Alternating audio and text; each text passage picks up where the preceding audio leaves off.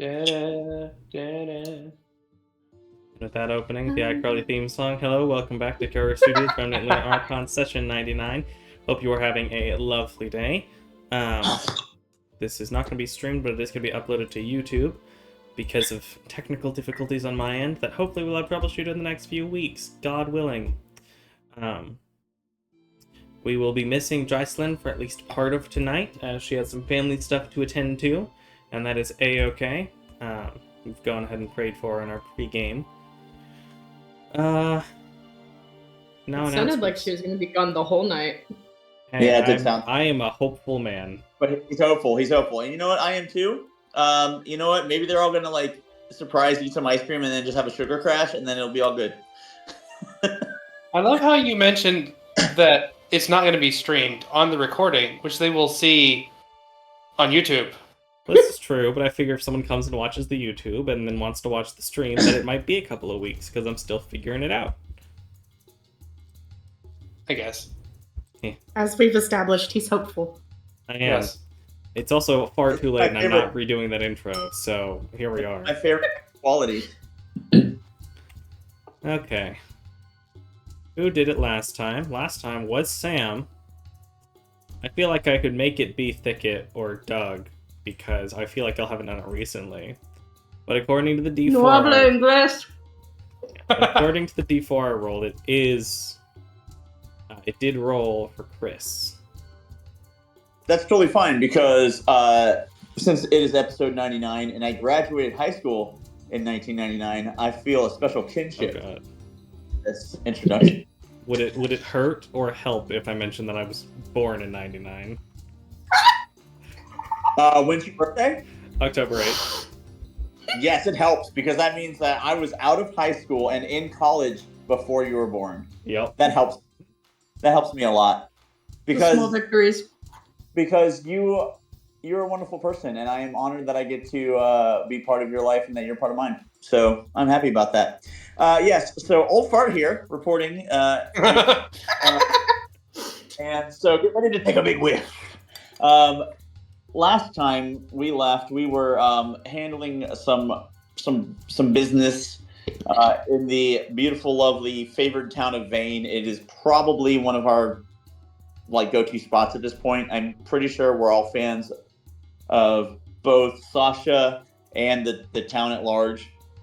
I know that Gambit has had a very difficult time trying to avoid his feelings for Lady Grace, but we're hoping that he'll come through. I love that we assume there are feelings, and it's not, and it might just be he's avoiding her because he's afraid she's gonna expose him for being a fraud. It's my introduction, man. Let me have it. Even though she's just in love with him. Anyways. My introduction. Let me do this. Anyway, so go for it. And then I definitely went through the process of trying to finally make an item for myself. You know, poor Micah, as hopeful as he is, was not hopeful enough to make sure that I'm properly equipped. So when I die this time, 100% it is Micah's fault. Just remember that. The DM decided he really wanted to kill me, and he just couldn't wait to do it, so he didn't even want to give me the armor. This is entirely factual. And when we fight this beautiful, amazing, disgusting beholder that was so beautifully crafted by a wonderful artisan, a clear fan of Ruby, we are excited to fight this, although we will be down a gambit of sorts. I'm not sure who's going to NPC the character, but it'll be fun regardless. And when I'm dead, get ready to look forward to my Dragonborn Sorcerer. All right, that's it. That's the introduction. We're about to fight. Boom. There's the hologram. It's awesome. Really great art. We're in space. It's so terrifying. I love it. Lakeside Rec should be loading in as well. It won't let me change the size. Give it time. Sometimes loading issues. Why is everything ginormous when it loads in? I think it's close up. I think it's just going No, not zoomed. I mean the tab. Oh, I don't know. Huh. Why is everything else normal sized? Hey guys, don't forget to get your hero point if you didn't get it. Drew, grab your hero point. Enjoy.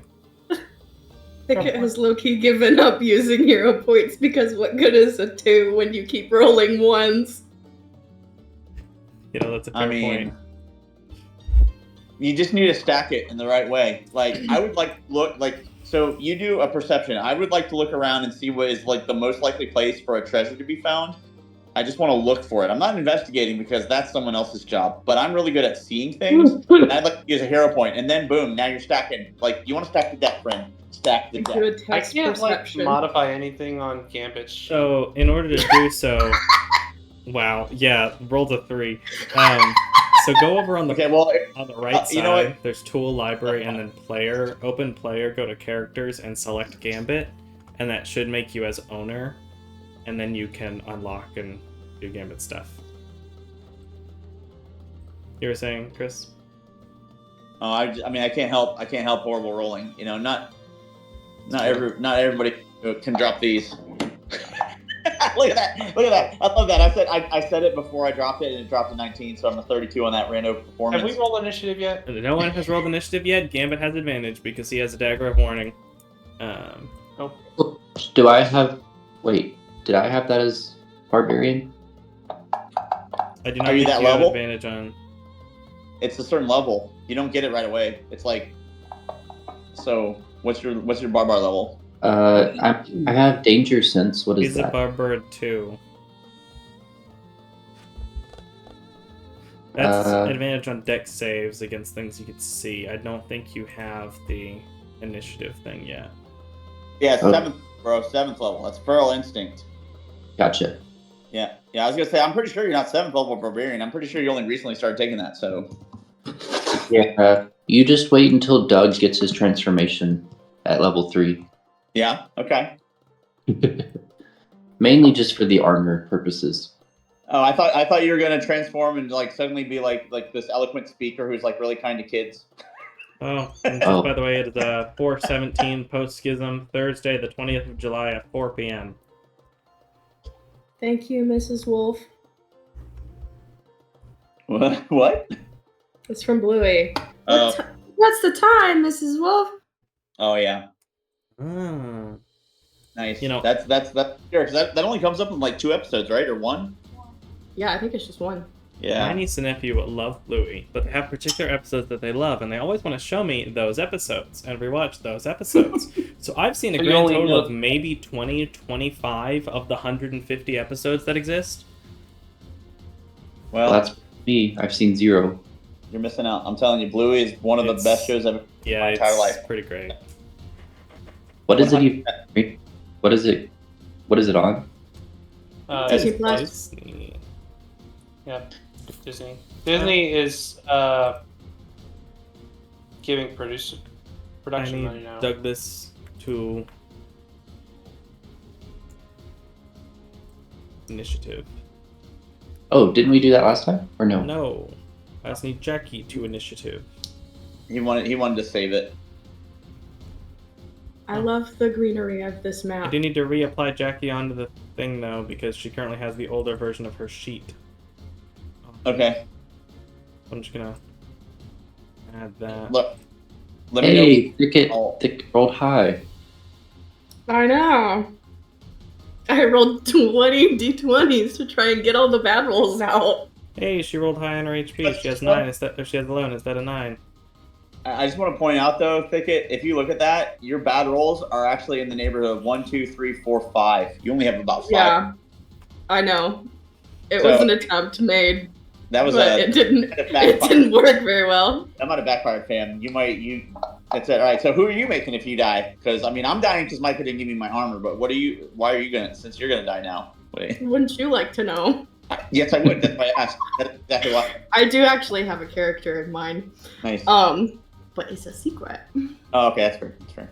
Mine's not. I am 100% making a Dragonborn sorcerer, and I can't wait. I'm going to be using my over-the-top German, like Schwarzenegger-style accent. This is making me feel a lot better if I do actually kill y'all at some point. Speaking of which, Gambit's turn. Mine is mostly just a secret because I want to be able to change my mind if I so choose. Fair enough. No expectations. It's Gambit's turn. What does Gambit want to do? Who's running Gambit? Hi. Sam is. Cheyenne's saying hi, by the Hi, way. Cheyenne. Sorry, I did not have initiative tracker out. That's okay. All right. So Gambit. 10 revolver shots left. That's fine. Oh yeah, I forgot. Gambit had a gun. Gambit has a gun. I was literally thinking it too. Specifically, interesting. So you have, well, you technically have more. I think you're using your basic firearm ammunition currently. Oh, right, the ammunition tracker that I was using, I think, broke. So you're using your regular ammunition, I believe. But you do have +1 ammunition as well. Doesn't the revolver give Or it is it- bestow upon it magic damage? Yes. Doesn't the revolver give it magic damage to It practice does. ammo? Okay. But if you have +1 bullets and +1 gun, they stack. It is the only way to get like +6 magic item, basically, is if you have a like +3 ranged weapon and +3 ammunition. Gotcha. And so Gambit gets what? 1 shot per... I don't know what... 1 shot per Yeah. turn, because Okay. the revolver, while it does not have the loading property, well, it does. It has reload 6, so it's a bonus action to reload every 6 shots. Most of the rounds don't, or most fights don't last that long. He doesn't have That's any insane extra if you attack. could reload a revolver in 6 seconds. Just saying. It's anime style. You throw them all up and slide the gun across the screen, and they'll catch. Gotcha. Yeah, there's that. There's also like there's that contraption that can like it has them all attached, and you just put it in there and you just snap it off. Like there's that thing that does exist in the world. Probably. Yeah. I mean, in this world, but like in like our world, technically There's exists. also +1 sling ammunition. So it's just the beholder, huh? Beholder, as far as you can tell.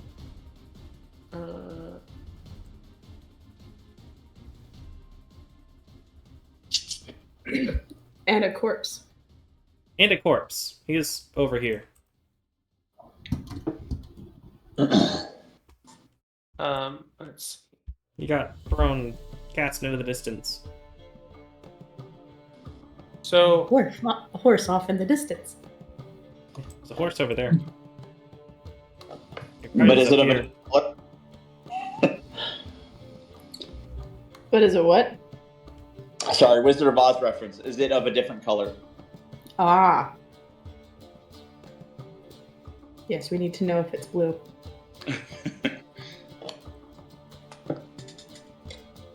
within range. Oh, okay. I'm gonna have Gambit. No, go away. I'm gonna have Gambit. So, is this within striking distance of that thing? Like, With which weapon? no, like opportunity attack range. Sorry. Unless it has like 15-foot I guess reach. No. I guess it doesn't actually matter with this. So I'm gonna have Gambit move there and do the Hellions magmatic bore. I have 3 blankets. All right. So that lets Gambit shift the ground beneath him, burrowing and resurfacing on connected ground within 50 feet without triggering opportunity attacks. The ground in the space he left is melted into magma and cast around that space. All creatures within 10 feet of the space he left must make a dexterity saving throw, taking 3d10 fire damage on a failed saving throw and half as much on a successful. The area within that effect becomes difficult terrain for 1d4 turns. Creatures at the end of their turn in the difficult terrain take 1d10 fire damage. All right. So go ahead and throw the save at it.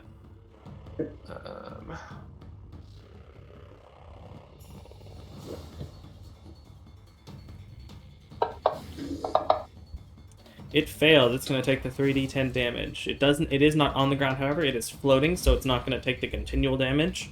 But you are lighting the ground. So it takes and the half cart. of the 3d10? No, it's going to take normal for the 3d10 because it failed. You should Oh, be it able to failed. just- Duh. Yeah. Should be able to just throw it on it, and Okay. it should take the damage. Takes 16 points of damage as he once again burrows in the ground, as you've seen him do a couple of times before. the magma being tossed up, striking the bottom of this creature and the claws that are swinging around wildly. Gambit's gonna go back here. There's a rumble underneath your feet thicket, and then Gambit comes out of the ground next to you. And then within 10 feet of that space, so that's that, I think. Yes, look at Yeah. you. Oh, I thought you were gonna. That's okay, Al. Double up, and then I'll just draw. And that stays for 2 turns. 2 turns. Very nice. Oh, Cool. And I think that unless Gambit has extra attacks, I think that ends it. he does not. That would have been an action anyway. That is the magmatic bore for the day. End of your turn. It is going to use a legendary action and roll a d6. Ooh, got a 6. It is going to immediately point toward the person who attacked it. Fortunately for you, it's a dex save, but it doesn't know that you have the ability. Gambit didn't attack it. Gambit just left. Some And you magma take behind. no damage as one of the eye stalks point toward Gambit has resurfaced, and a beam of flame strikes toward him. He steps out of the way. It strikes into the ground over here, burning it up to the point of lighting it on fire and kind of melting the dirt and stone around it. I guess you can't really melt dirt, kind of like leaving a scarred, blackened patch in the ground. So you successfully dodge the fire ray. That's Gambit, I think. John, you get both your turns. Yeah, I sell that. Okay, so John. Not gonna think of what he's gonna do. That's a good point. It is facing that direction. On John's turn, is he going to do anything in particular? Is he just looking at, like, does he look at the beholder? I assume he does. I'm assuming he's looking at the Cool. folder. You're making a wisdom save. Oh boy. Where? Oh, You I don't even have to roll failed. that. Okay. You fail. Aw. You are frightened. As you look into the deep amber so I can't eye attack? and the skeletal face as it gazes into you, and you feel terror grip your chest. Okay, so I can't attack him, correct? You can. You just And I can't move can't- closer to him, and you have disadvantage on weapon Can't move attacks. closer to him. I have disadvantage on weapon. Okay. Oh, that's not my ability sheet. Hold up.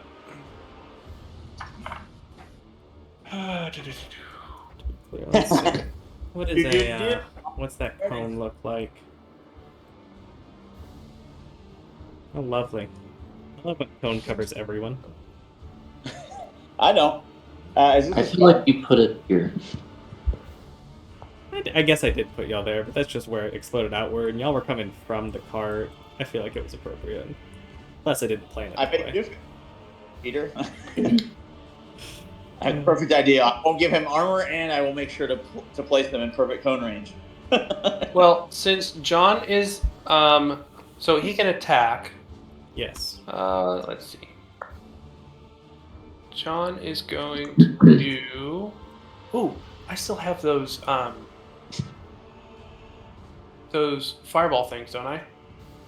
Next to fireballs? I think so. Yeah, I still have 4 beats left. Sweet. I'm gonna throw one of those at him. Fair enough. Do you have fireball on your Uh, sheet for ease of use? It's on the necklace. Yeah, but I don't think it'll, like... Oh, it's. I will, let's see. throw it on your it sheet. might be on my sheet. Hold up. It doesn't look like it. I will throw it on there real I quick. could have sworn I had it on here. I feel like you've used it before, but I'm not seeing it, so I'm just gonna fireball, then parentheses, necklace, Oli. With a flat DC. What's your DC? My DC is. Or what's the DC for the necklace, rather? Oh, DC for the necklace. I gotta pull it back up. Where'd it go? There it is. 15. Okay, it should be accurate now for the necklace. Where are you throwing it? How big of a cone does it? I think it's a 20-foot radius sphere. 20-foot radius. That's big. You can throw it right here. Centered on the beholder There's a rather is probably perfect space right there in the road. Yeah, let's not. I think God. centered on the beholder, I think, What's wrong with you? is going to keep everyone out of it. Perfect. All right. So I'm going to throw it there. Go ahead and target it and make the DC. Womp. You will also be lighting the trees and the carriage on fire. More so than It was they already were. locked. Did that actually go on it? Nothing I don't showed know up if for it me. There we go. did. It fails. Go ahead and roll damage, and it'll take full damage. Nice. Solid roll, 25 points of damage as you throw the bead, striking the ground beneath it, bursting upward as it continues to drift into the air, engulfing that space in flame. Passing out a few moments more, and there is now where the flame was burning on the ground, and he scraps from the carriage. The carriage itself is aflame as the beholder is drifting into the air. Nice. And then as my bonus action, I'm going to going to use my out of view 5th level to become invisible for the number of rounds equal to the hit die I use. So spend any number of hit die. So does that mean, like, if I spend one hit die, it's one round, or I roll the thing? You roll it and then see how much it gives you. Okay. You can expend multiple if you wanted to do like 6 hit die and see how many rounds. So 8 rounds, as long as you don't attack or cast a spell. If you do either of those, it'll end. I didn't. Oh, okay, yeah, cool. That's weird. It didn't get rid of the hit die I just rolled.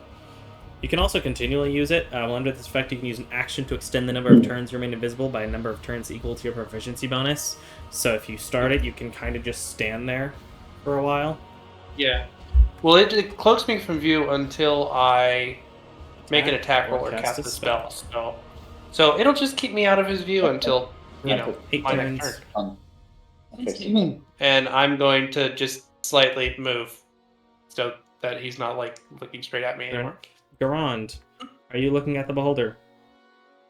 I mean, I saw him burst out, so I guess that's your call. You don't have any concept yet of why you shouldn't. John didn't say anything about the terror. Yeah. But I mean, I'm horrible at something like this. So like, if I feel like something's going on, I'm all like, you know what? I need to feel heroic at the moment. So let's try. You feel heroic. afraid, and you've got sudden danger, so you may want to bolster your strength and heroism. Hey, and go. You do so. You are not frightened, but you get the sense if you continue to stare into this creature's eye, you might be gripped by it. Do I understand what that means? Like, do I get the mechanics of that, or can I make a check to make the mechanics of that? Or is there anything? Yeah, make a Arcana or Religion. Well, Arcana clearly, because that I'm not religiously With a total focused. of 22. While this isn't a strict normal beholder, obviously it's a grim. Beholders often have eye effects, where when they're looking outward, there is some effect within their eye. So, for regular beholders, it's an anti-magic cone. You get the sense for this, looking into its eye is gripping you with fear, similar to perhaps a Medusa. So you figure if you look away and avert your eyes from it while standing within that cone, you're probably fine. Okay. Yeah. All right. You need to avoid looking directly at it. Get it from the side or something. Or, it may not go well for you, mate. And then I'm saying that to everybody out loud. And then I will move and 10 here. And then 5, 10, 15, 20 there. So that should be out of the cone. Yes, definitely. And then le bonus, I will summon the brine upon him, and I'm going to say, I need to practice for my fight with the enemy of Decim. And boop, use power. For self, bow. And I want to give disadvantage the wisdom because I want to make it so that Gambit can sneak and stealth and hide if he so chooses. All right, and then for my action, I'm going for it, man. I'm pulling out the Feather of Decim, and how do you feel about me? Like one strike is piercing magic, the other strike is lightning. How do you feel about that? Does that bother you in any way? Does that offend you? Does that?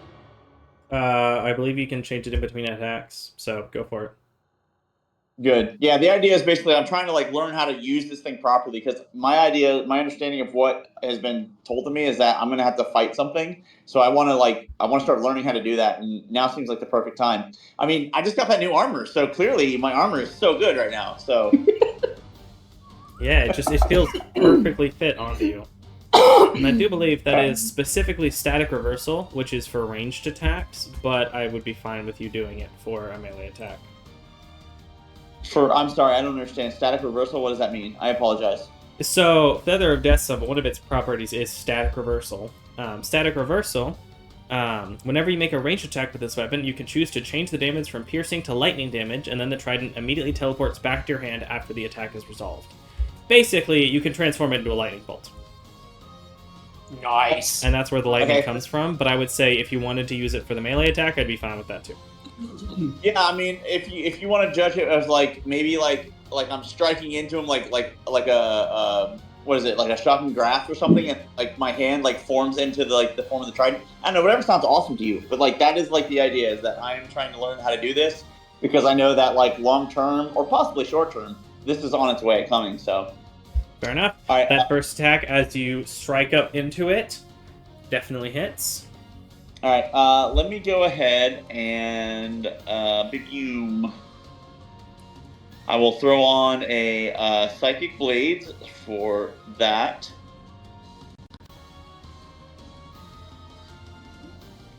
And then Kerblams. One pumps. Yeah, only 22 damage. Granted, the Psychic Blades could have been slightly higher. But as Garand jumps through the flames, landing on some of the wood, jumping off of what's left of the carriage, you strike upward into it, stabbing into the kind of fleshy, grim underbelly beneath the skull. The black Icarus blood flowing out from where you strike back into it. As you land, you turn back around to throw the spear into it. Alright, and then, yeah, the other attack. Unfortunately, this one, as you land, as you turn, you feel the trident shift in your hand. The energy gathering around you, as you can smell ozone in the air, before casting it upward as it flies into the sky, as this thing just barely moves out of the way, and it goes right between some of its eye stalks as the lightning bursts into the air, and there is a small beam of static, or of a small mote of electricity that, from where it flies to, very quickly zaps right back to your hand, and the spear reappears. It's fine. It's beautiful. It looks awesome. And I'll say, don't worry, my arm has got me, and I know that clearly I'm about to resist all damage, and in fact, I will probably gain some kind of like other buff as well, just because my armor is so amazing right now. So amazing. Yeah, as you feel so confident in it, as you strike up toward it, you're making a strength saving throw. I'm no, because Michael failed. That's the only reason why. That's true. All right. There's a strength save. As you do this, the confidence, you feel the air around you shift for a moment. You reach down and grab onto the cart, as for a moment you get pulled into the air before it releases you, as this thing seems to have tried to telekinetically throw you. I was like, no, not today, mate. I'm sorry. Gotta get you. Alright. Thicket. Are you going to avert your eyes? Since Garan said something, yes. Fair enough. Suck it, How John. helpful it is. Perchance is its movement considered flying? It is. I'd like to cast Earthbind. Earthbind. Go ahead and throw And a I'll- save onto it. And I'll say, I'm making sure that it can't move. Yeah, hold him down. That's good, Cole. Okay, sorry, I need to find the right tab. Okay, here we go.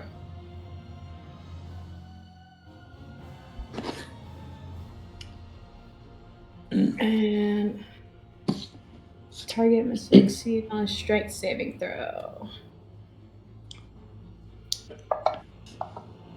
Summoning. Fails. Sorry to interrupt quick. Summoning. Anavo. That's an action or a minute, or how long is that? I do believe it's an action to use the. Okay. I'd have to check the sensor. He likes to fight Grant. I don't want him to miss out on this. But I really need to practice, so it might It be is that an my action. next. Yeah. Okay.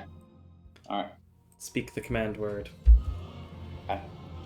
Alright, think if that does succeed, you are pulling it to the ground. It moves at a rate of 60 feet per round, so given it's about 10 feet in the air, on its next turn it will go to the ground, and then I think it stops. Like, the effect stops whenever it lands, is that right? The target must succeed on a strength saving throw, or its flying speed, if any, is reduced to 0 feet for the spell's duration, which is a minute.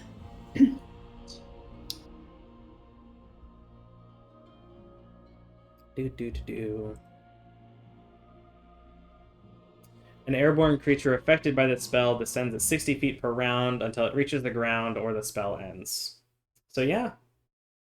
Mm-hmm. So it has to descend, and then it can't fly back up, essentially, Yep. when you're concentrating. Very nice. Doug. Green would be an interesting color just because you already went with like yellow and brown. Does anyone need healing? Oh wait, I can't do 2 spells yet. at once. Yeah, Well, no one needs it yet. No one's been damaged. Oh, I thought you had like the thing that's not a spell, but it's like your healing. Well, I do, but also that's more for like AoE healing, and I Gotcha. kind of want to save that in Yeah. case there's multiple people who need healing. Yeah, that's super smart. So carry on. Doug. So this blue circle is like magma, correct? So yes, that blue circle is magma, or is Doug going to avert his eyes from the grim? Well, since Garan said something,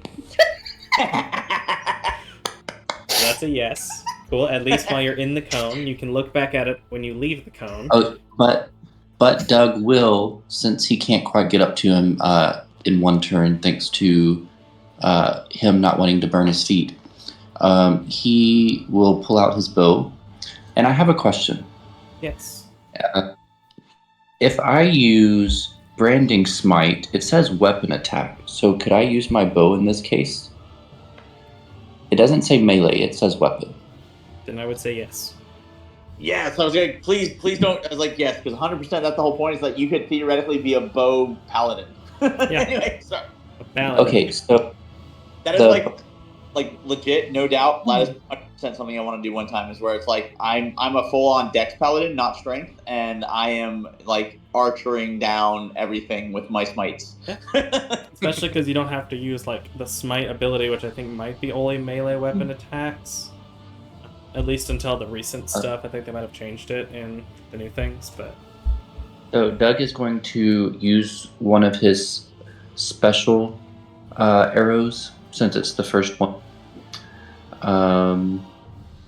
And he's, instead of looking in the eyes, he's just going to kind of look in the general direction, like I guess where its feet equivalent would be, and you then will aim have a little high. disadvantage on the attack Why? because you are trying to shoot it without looking directly at it. I mean, I'm looking at it. I'm just not looking to where I see its eyes. It's basically a choice. You Yeah. either have to save and don't have disadvantage, or you don't have to make the save and do have disadvantage. Oh well. So your choice. how do you feel about fear? I let you know that it was not good, but I didn't say specifically what it was because I would argue that Ron just being like, "Oh, it seemed fearful." Well, whatever. You do have an item that's giving you advantage on saving throws against fear. It's not considered an elemental or a fae, correct? Correct. It is not You know, either of those. Okay. I'm going to say because Doug is a fighter and barbarian, like he doesn't care. So let's just roll that save with advantage. All right. So you do have the holy symbol of courage. That is correct. It was a what save? It is a wisdom. I threw it onto you, and you failed the first attempt. The second, you're failing on both.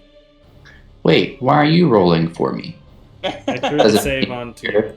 I tried to throw the save onto you, and looks like your setting isn't set up to have a pop-up press. I feel cheated. Anyway, but I'm just fear like that just means I. So you still have disadvantage to attack him, is what it means. Yeah, you still have a disadvantage on the attack, essentially, and you can't get any closer to it. Look, you can't go closer. Well, that's the whole point of the bow. So here we go. So disadvantage. And also, did I never? Guess I never added the save effects from the bow to your sheet. I will do that to the bow section while we're doing this. That will unfortunately miss as you create this arrow of ice that flies right past it into the distance. So, I guess I can't go any closer to it, but I can, I guess, avert its gaze, right? You can avert your gaze, but it won't stop the fear this round. You can, but I mean, I can like move out of range. Yes, you can move out of the cone. You'll still be afraid for this round, but you can go ahead and move, yes. Okay, so that's what I'm doing. But you're also a fighter with like multiple attacks, so you can still shoot him again with another arrow. You can try again. Well, right, but I'm getting out of range first and then attacking because apparently I need a better spot to shoot from. But I mean, I know it's still disadvantaged, but. But next turn you'll be out of it unless it looks at you. That's true. It could redirect its vision cone. Yes. Okay. You successfully move, and you can go ahead and make that next attack. Oh. Unfortunately, this one misses as well. Was this with a regular or a special arrow? Should have asked before. He'll do a special arrow, so... Second special arrow as another one of the 5 slightly glowing turquoise gemstone. I think turquoise is what it was. Turquoise gemstones dims on the bow as you create and shoot another arrow of ice that unfortunately flies past it. I guess it would be glistening ice since it has radiant as well, but... That's true. Glistening ice. At the end of your turn, it's going to use its third legendary action. Rolls another 4. It is going to do the same effect on Garand. Which effect? The strength saving throw to throw you. Heard. Because it rolled the same ray. Alright, let's go ahead and hero point this one. See if you can avoid being hurled by the hurling ray. Oh, You do! You just continue to hold, as it is a very anime moment of you just like swinging on it as it's trying to throw you and failing in a comedic series of events. It is now its turn. Don't worry, you've totally got me. Oh no, I'm falling. Oh. As it comes down to the ground next to you, it is going to use 2 tentacle sickle attacks. But don't forget, I have my super armor now, so clearly it's fine. Don't you have... Well, it missed the first one with a nat 1, so Yes. yes. And then rolled a second nat 1! I love it. As it is just flailing on the ground, trying to get you, and cannot. I'm probably waking my wife. It's then going to use 2 eye rays. The eye rays it's using...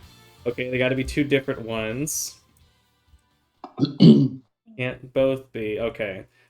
Ooh, damage rays. So it's annoyed at you, so you're gonna be taking this one. Here's the con save. And it is going to roll the dexterity save with the fire ray again at Gambit. So Gambit succeeds, takes no damage. Garon fails. Wait, it's that one. Hold on, I missed fail. Hold on. The first one doesn't count. The 15 might still fail, but the first one didn't count. Fair enough. So I It kicked does her. still fail. Okay.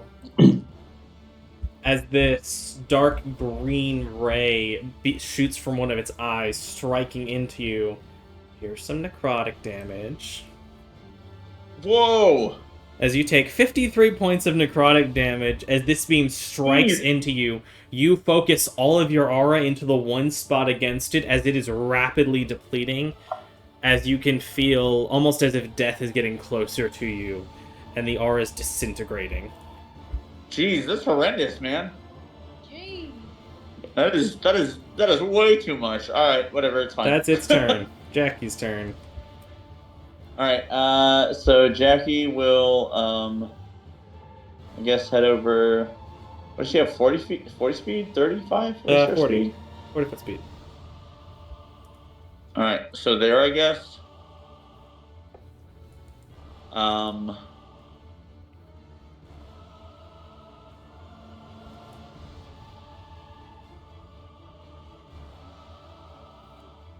Yeah, she's gonna bark at him. Ruff! Wolf.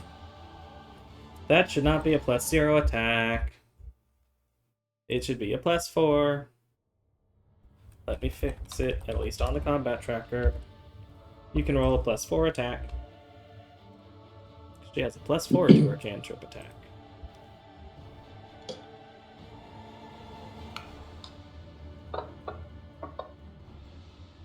It unfortunately misses. No, wait, 15? No, still misses. As she barks toward it, this thing swinging around in the flames and everything going on, it is hardly affected by it as the sound is dispersed too much before it can reach it. All right. It is Gambit's turn again. All right. What is blind sight? After the eye raise, like, oh, that really hurt. Please help.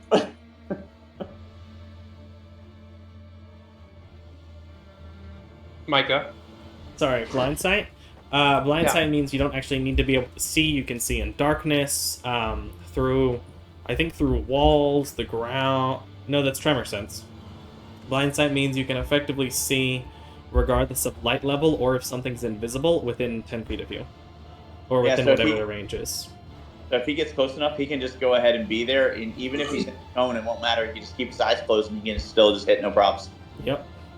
Is that what it is? So I can just close my eyes and still see the dude? He can just You close gotta his be- eyes as long as he's within the range.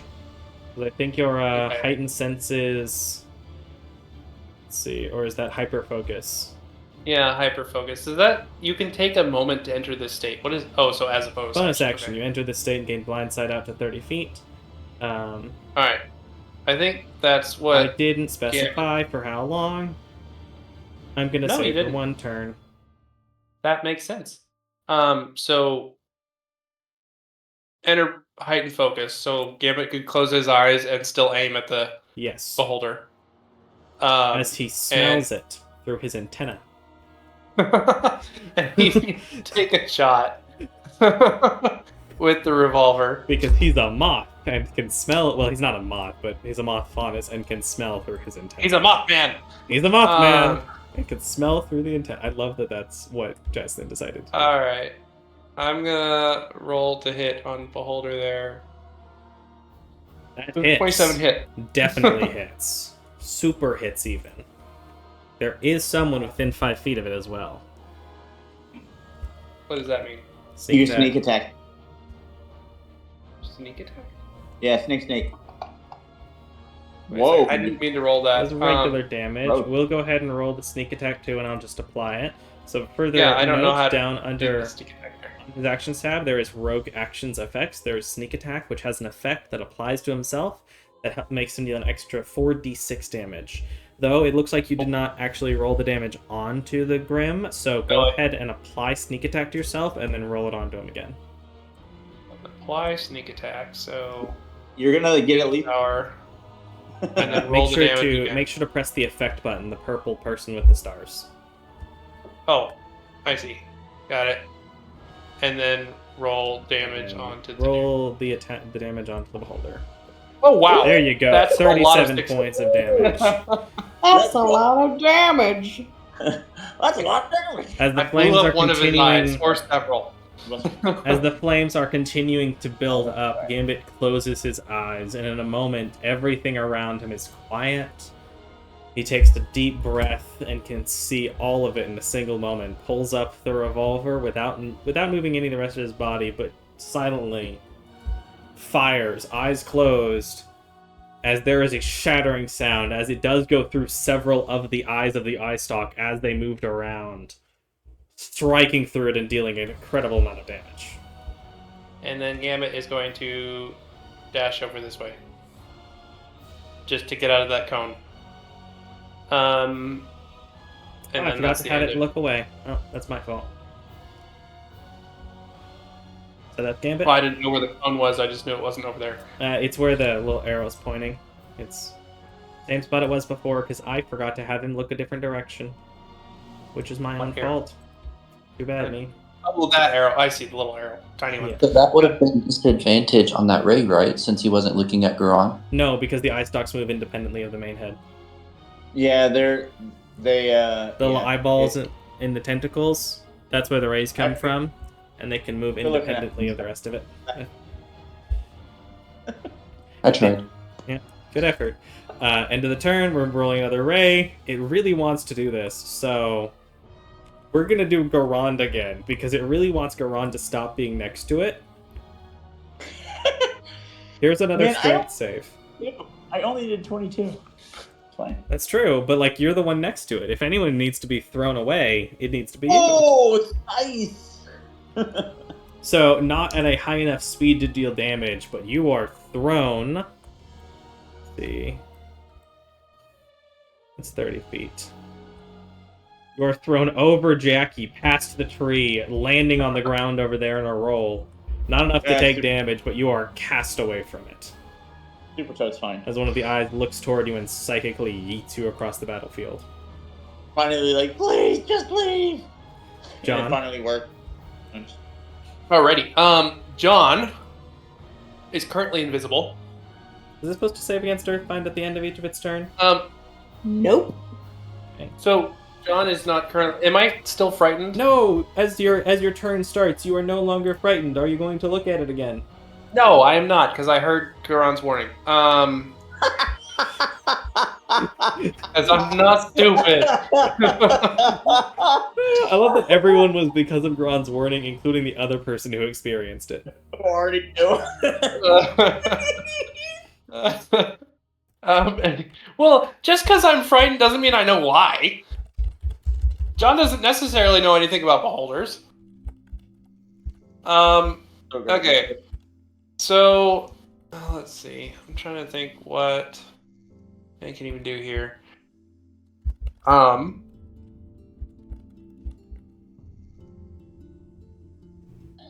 Does it, like, need to breathe and stuff? Who knows, man? Who knows? Okay, You can make a wonderful. religion check if you want to try and figure out. Granted... Alright, let's do that. Yeah. Why not? Got nothing to lose here. So you don't know anything about this Grim in particular. You've never heard of this Grim before, besides what you were told by the people, by the Crimson Spear and Rusty about the one that attacked Schist. But you know, Grim in general don't need to breathe. Okay, wonderful. That dashes that plan.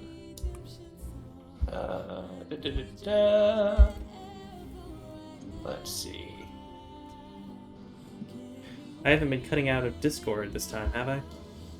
Not No, really, no. I think Well, that's maybe once I heard it Oh, that's cut out. nice.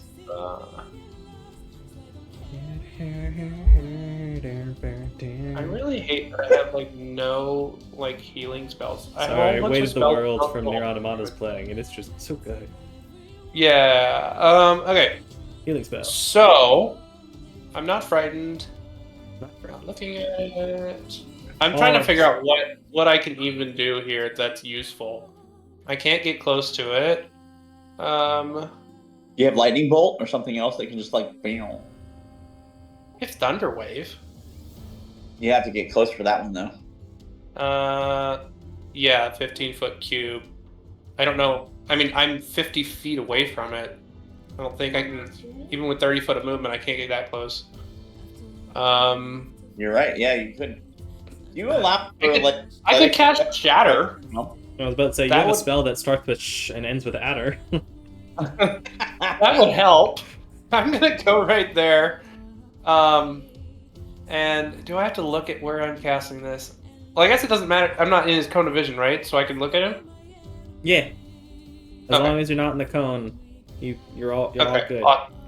Have at For it. what it's also averting your eyes is you have disadvantage for any kind of attack rolls. You can still cast in the area and not have that problem. So You can saving throw with no issue. Yeah, it just says a point of my choice. I don't even have to look. Yeah. You So cast it I'm into the gonna- ground. I'm gonna upcast Shatter to 4th level. Mhm. And that gives me that makes it 5d8 of damage. We love it. And so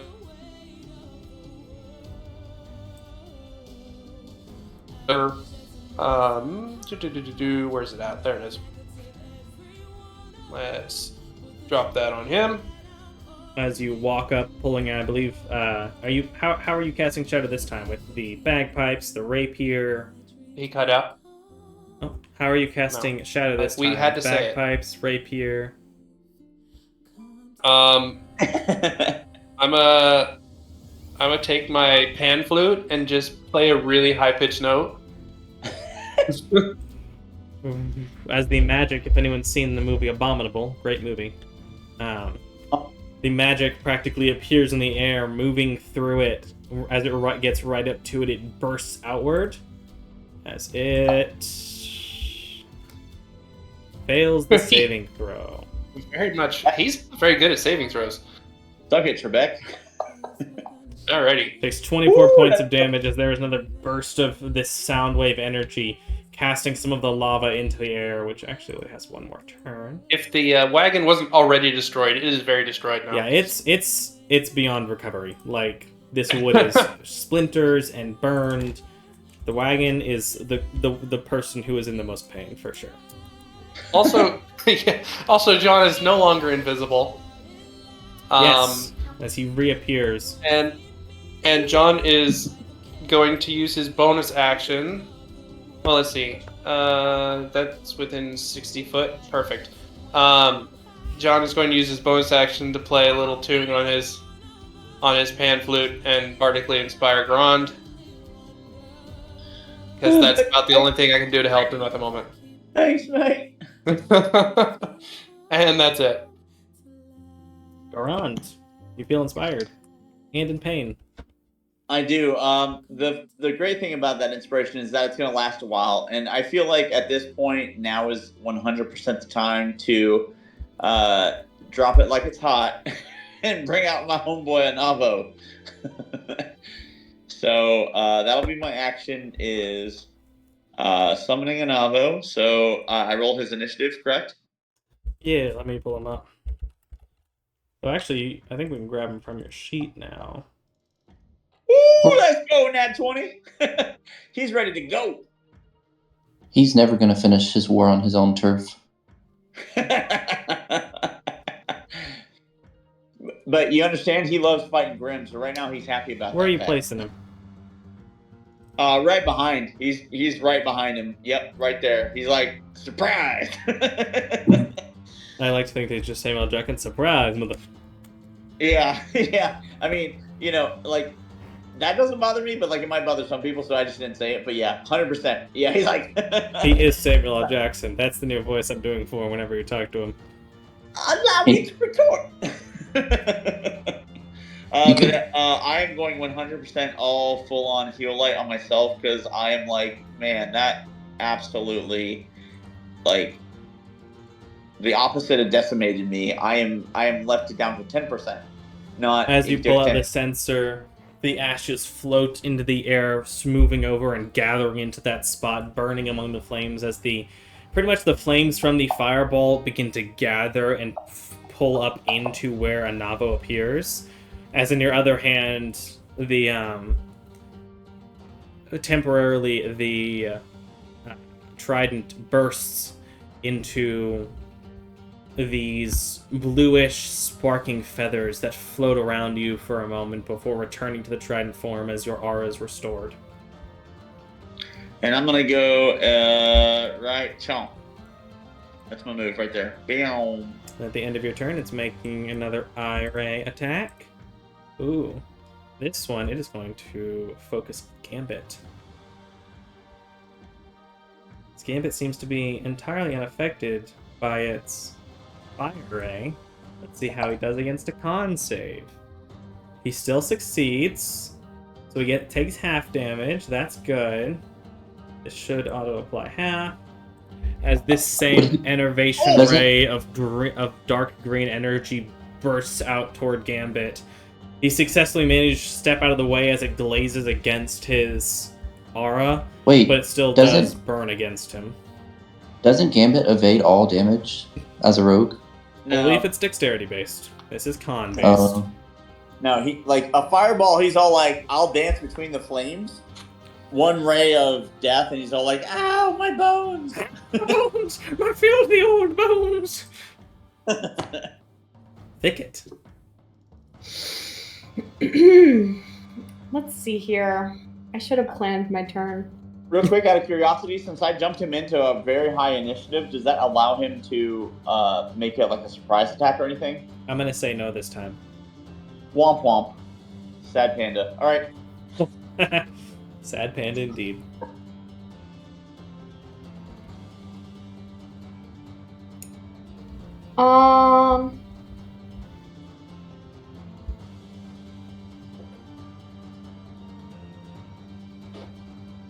I feel like I should turn into something, but also I didn't plan my turn to decide what to turn into. So I'm just gonna heal Grund. Fair enough. Let's see. Healing word at level 3. That's your bonus action. How many d4s is that? You're doing 3? 3? You add 2. You are correct.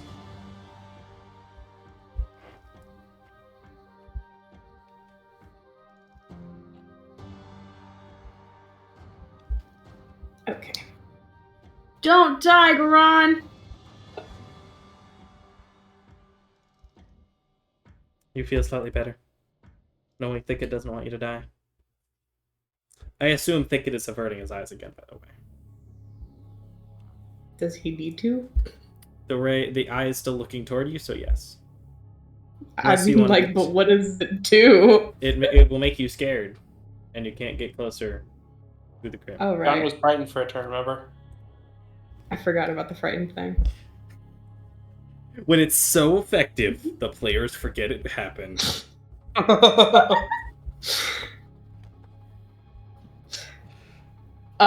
Yes, I am. Fair enough. Anything you want to do with your action? No.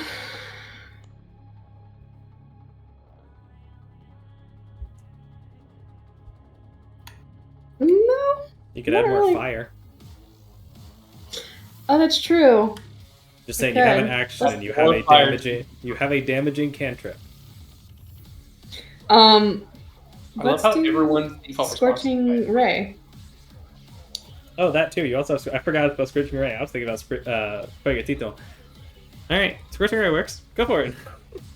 I haven't used that in, like, ever. And it's an item, so you could just use it. Should Okay. be... Is it in your... That's 3 rays of fire. Range spell attack.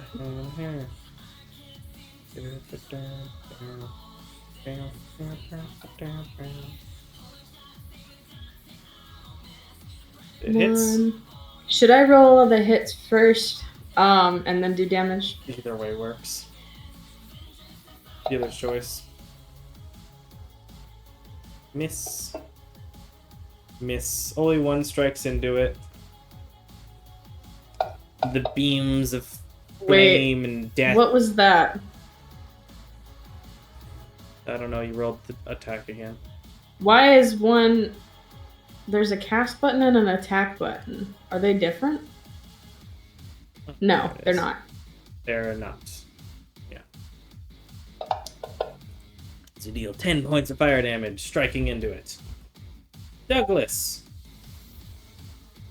That is not your name. Your name is just Doug, just for the record. Yep. I don't think it comes out to fully Douglas. It's not short for anything.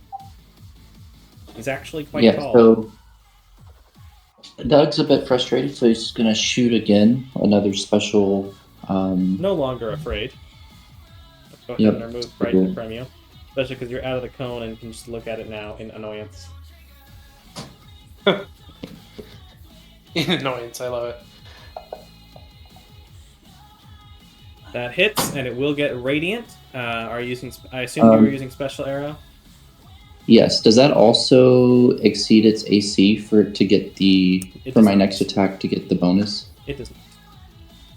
Wait. Oh, I guess I'm remembering that junk because maybe that first one that I hit him with would have helped me somehow. Okay, so I think yours does have skewering. So I've already put the effect of the branding smite. Yep. And then I do. You should be able to go ahead and roll damage because the extra damage is a save afterward. Oops. I love when it rolls with different colors. It's okay. If you want to keep that roll... Oh, no, you got it. You can just play it. Nice job. Good on you. As you deal quite a good amount of damage, 28 points of damage as the arrow strikes into him and bursts outward with cold. Now, I think it has to do a saving throw immediately, right? Yes, and then so another there is on your sheet under the bow in your weapons, I believe. There should be a saving throw. Oh, under the weapon on my sheet. Con DC 15 and 2d6 cold if it fails. Wait, where do you see that? On your sheet, if you scroll down, there's hero points and then weapon powers. It's under the bow section of weapon powers. Weapon powers. Oh, I see. So I just click the cast, right? Yep. Or yeah, there you go. And he successes, which means he takes no damage, I believe, because it's not a half on. Yeah, not a half. It's just a. So we're just gonna shoot another one because I have 5. So why not? All right. You know, one more after this one. If it ends up being useful, go ahead and make the attack. You did just attack with the longbow, not the frost point, notably, but Yep. Okay. I mean, it's the same. The same to hit, I think, or at least enough. You have hit it, and you have done enough to affect with skewering. Okay. So same thing. Oh, it's actually slightly more because the frost point is a +1 weapon. Takes 16 points of damage. And then one more cast. Wait, where did it go? There it is.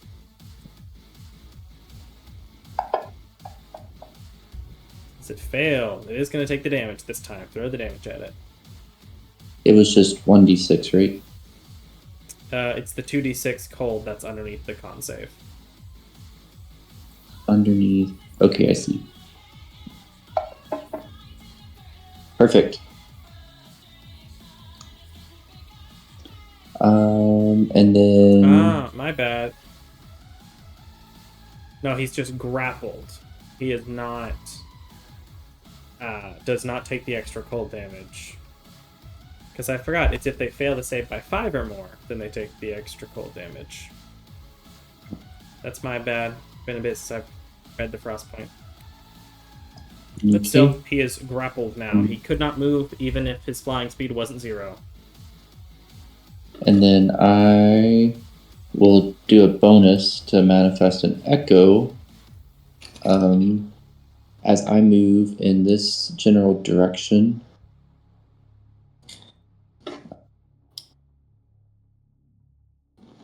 Here. And I'll just place the echo in front of me kind of as a shield. The dump. Dope. At the end of your turn, it's going to use the last legendary action. It's another innovation ray. The question is, who's he using it at? I feel like he wants to use it at you because you just shot him a bunch. Your last person to hit him. So we're gonna have that be the case. Here's a con save. Have fun. You failed a natural 1. You know, you're rolling these for me on purpose. Yes, I can manipulate the outcomes by doing that somehow. You take 45 points of damage, which to you is hardly half. Just to show the discrepancy between you and Garand and Gambit. In terms of hit points, at least. As you are struck by the hit, bring your aura down to flash, but not so much that it brings you to the ground. It's the Beholder's turn. It is stuck on the ground. It is going to make 2 tentacle sickle attacks against Anavo. Missing and hitting.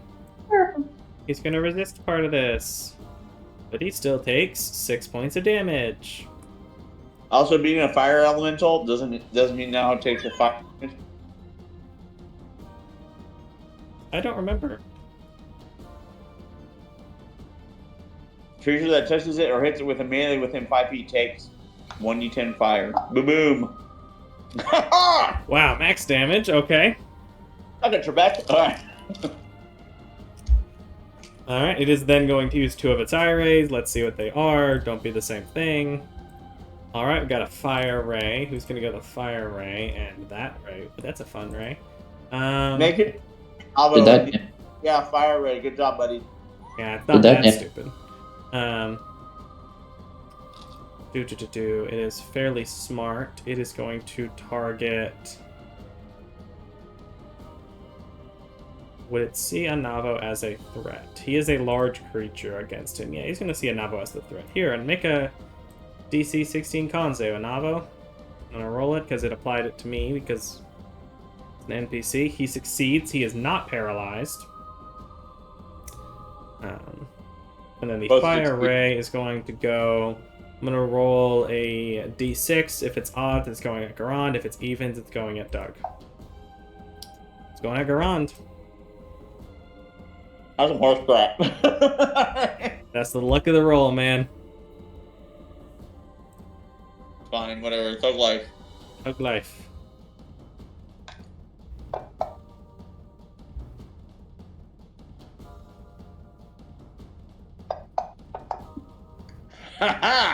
Hey, you succeed. I don't... Yep, and the fire ray doesn't do a half. It just misses you.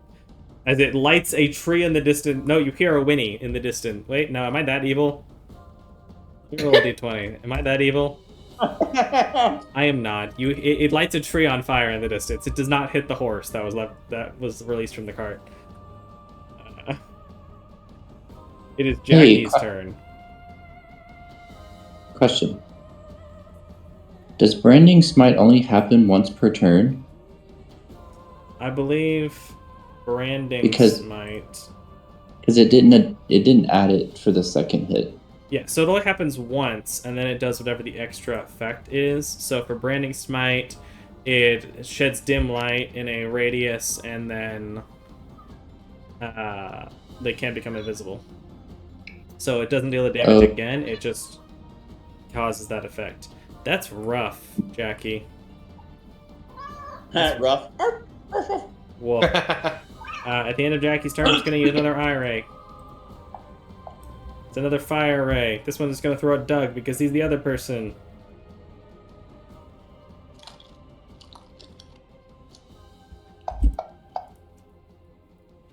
See, you have a point. You can roll that one. Will I get advantage or... For dex saves? Oh, yeah, you do. Yeah. So just roll one then, and we'll count both.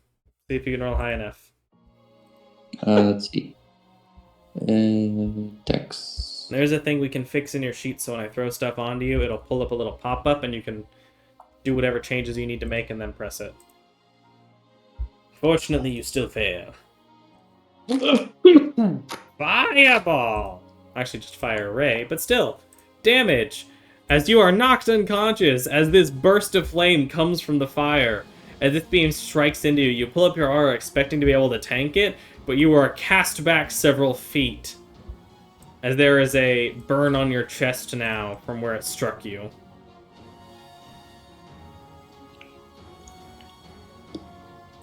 It's fine. Think Unconscious. fine. It's Anavo's turn. Alright, so he's first going to move through him.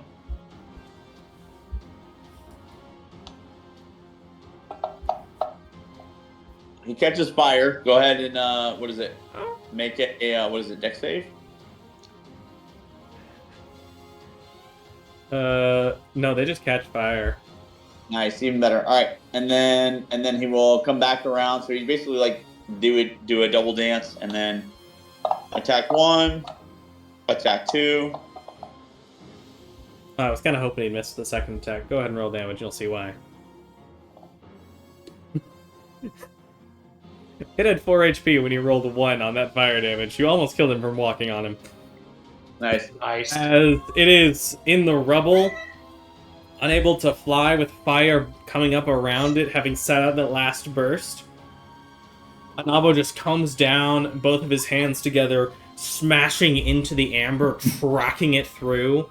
As it breaks outward, the amber does appear to be entirely stone-like as it tracks through, and you see the shards and the interior stone effect. As the beholder breaks and begins to turn to ash in the flames. Good. I think it. So Anavo, I only brought you because it was a grim. I want you to have fun, mate. Can you tell him, please? Good job, Echo. You told him. That's Thicket's version of elemental. Alright. I'm entirely indifferent to what you summoned me to fight. Well, not entirely. I thought you preferred the grim. Is that wrong? Did I misunderstand you, mate?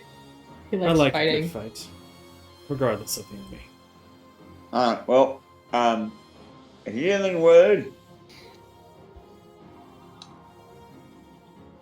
I do enjoy a good hunt. So much of my day is filled with politics. What? Where's Doug? There he is. Why is his day filled with politics? He's like a general or something. Yeah, he's like high up there in the army. Oh, you don't actually summon him like from somewhere else? He Yeah. is a fire elemental that, as far as you understand, made a deal with a wizard at some point and was bound to this sensor to be summoned by it.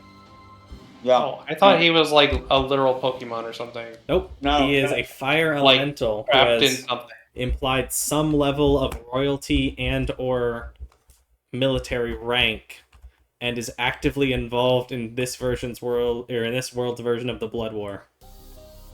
I see. And Garand eventually learned that he really likes targeting Grim.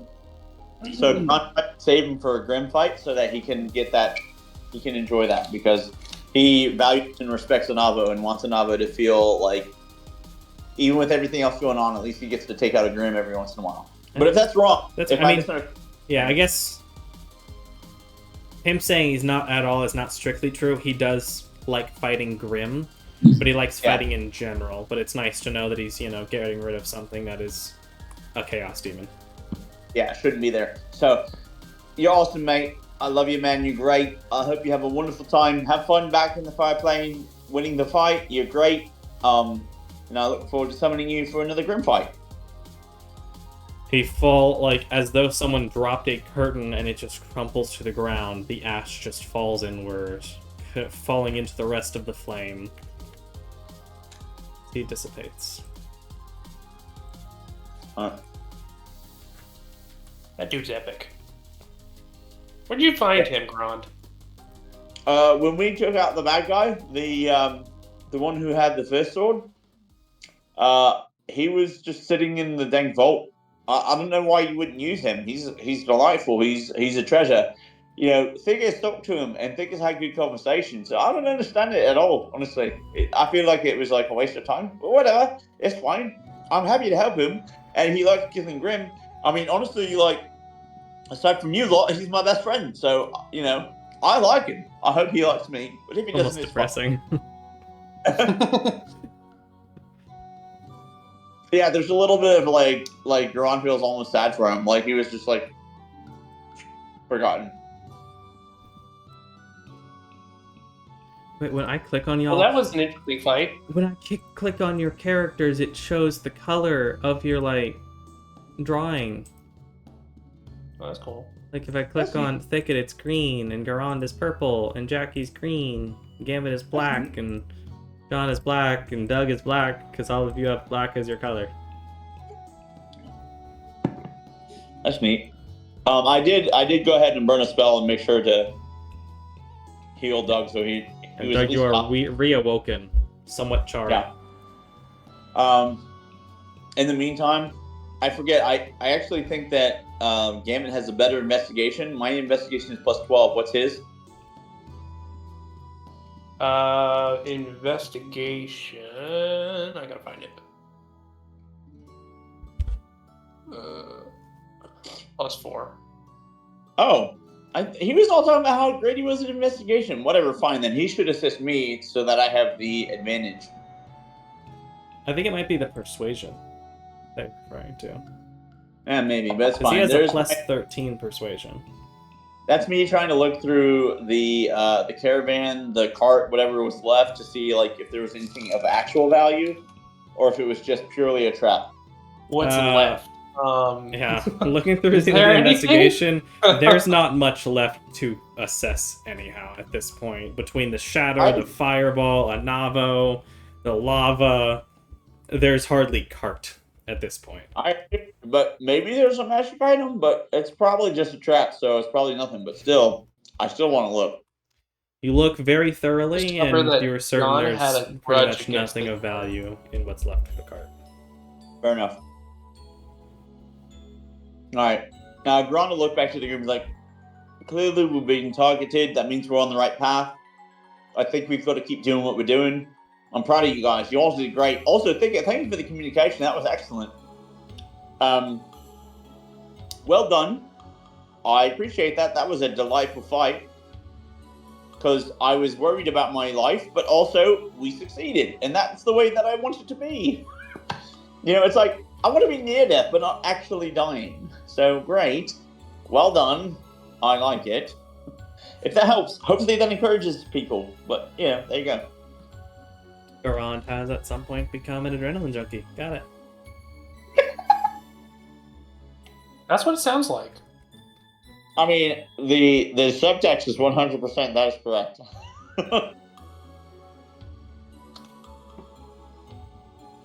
Good job on not dying. Yeah, that was nice. I appreciate the healing. That helped, I did burn a lot of my healing to make sure that it happened, but your help also made it not happen, so thank you.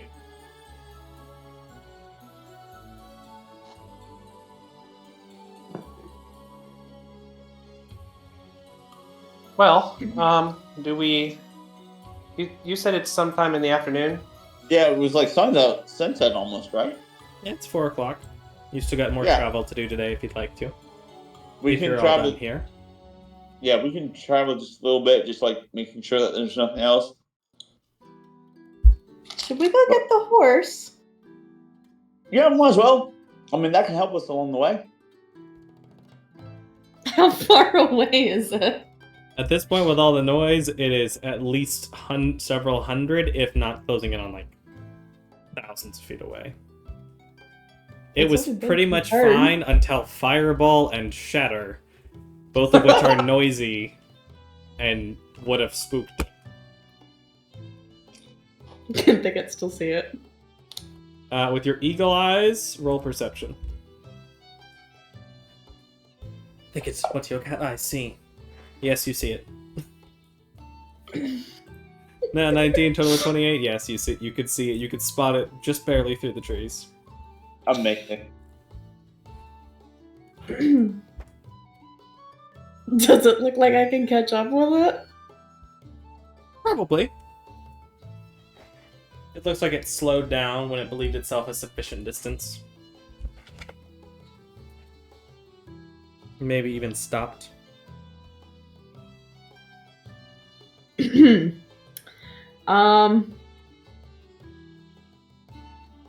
Let's see here.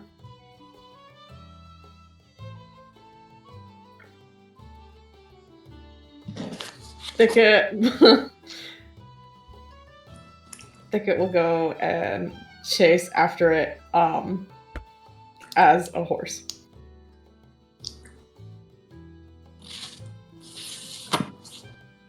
You eventually catch up to it in horse form.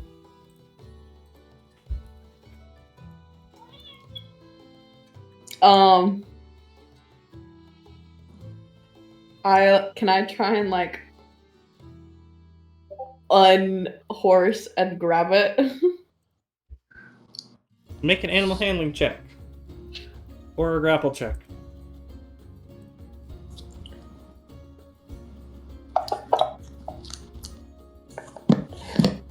Yeah, yes, you will able to go up again to it, unhorse, and hop right on top of its back. It does still have the barding on it and the attachments that would be used to connect to a cart, but it has been cut free. As you land on its back, it is spooked slightly. But with your animal handling, you're able to quickly calm it.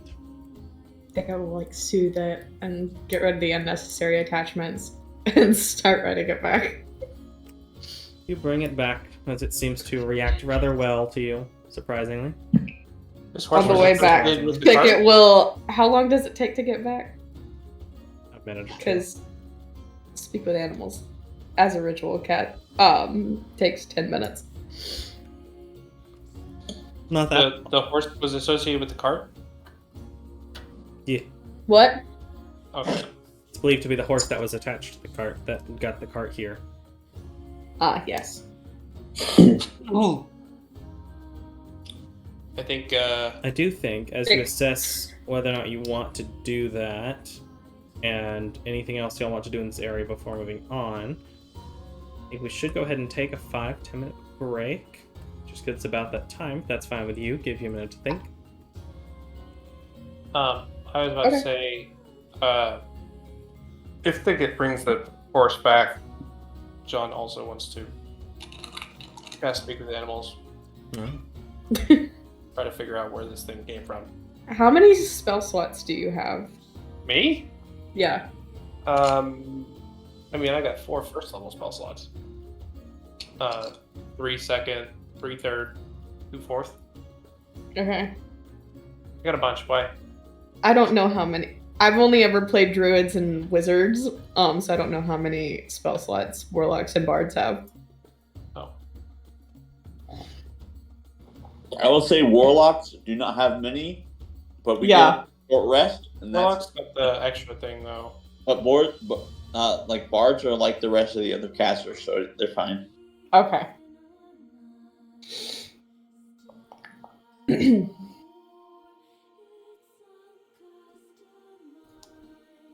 Well, while we take our break, Thicket will spend the 10 minutes, and I guess the minute and like a half that it takes to get back to start ritual casting, speak with animals.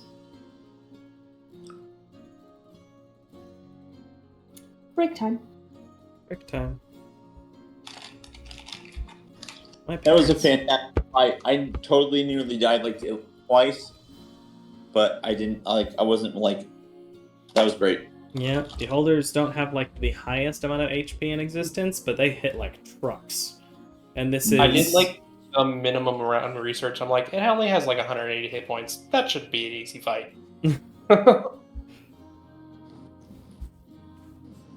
And you know, it is an edited beholder. Like I took a beholder and used it as the baseline, and then worked with the changes I wanted to make it grim. You know, things like reducing its intelligence, because it wouldn't be as smart anymore. Getting special resistances that they wouldn't normally have. Getting a different kind of cone for the eye. Stealing some different eye rays from some of the different Beholderkin. Having the tentacle sickles. It didn't even roll its Terror Ray or Confusion Ray. I'm okay with this. It kept rolling Enervation and Fire, which, to be fair, if it's going to try to knock y'all out, those are the ones to roll. Being 10d8 and 8d10. Solid damage. 2 of its 3 damaging rays. If y'all had encountered this earlier as a peek behind the screen, I planned to make 2 versions, and probably still will, being a lesser Beholder Grim and a greater Beholder Grim, with the greater one being based on the Beholder, being this one, and then the lesser one being based on a Spectator or a Gauth. 2 lesser Beholderkin, which if y'all had actually, you know, encountered when y'all were in Schist, because there was a way y'all could have done that, it would have been the lesser one. And, you know, it would have been more appropriate for level 4 and 5. Like you were there. Back in the day. Because this thing would have just been killing y'all if it was this strength at that point. Oh, for sure. For sure. There's no doubt, bro. Like that, like... Those rays hurt me, bro. I was like... Eee! Yeah, even with your fancy new armor of indeterminate power.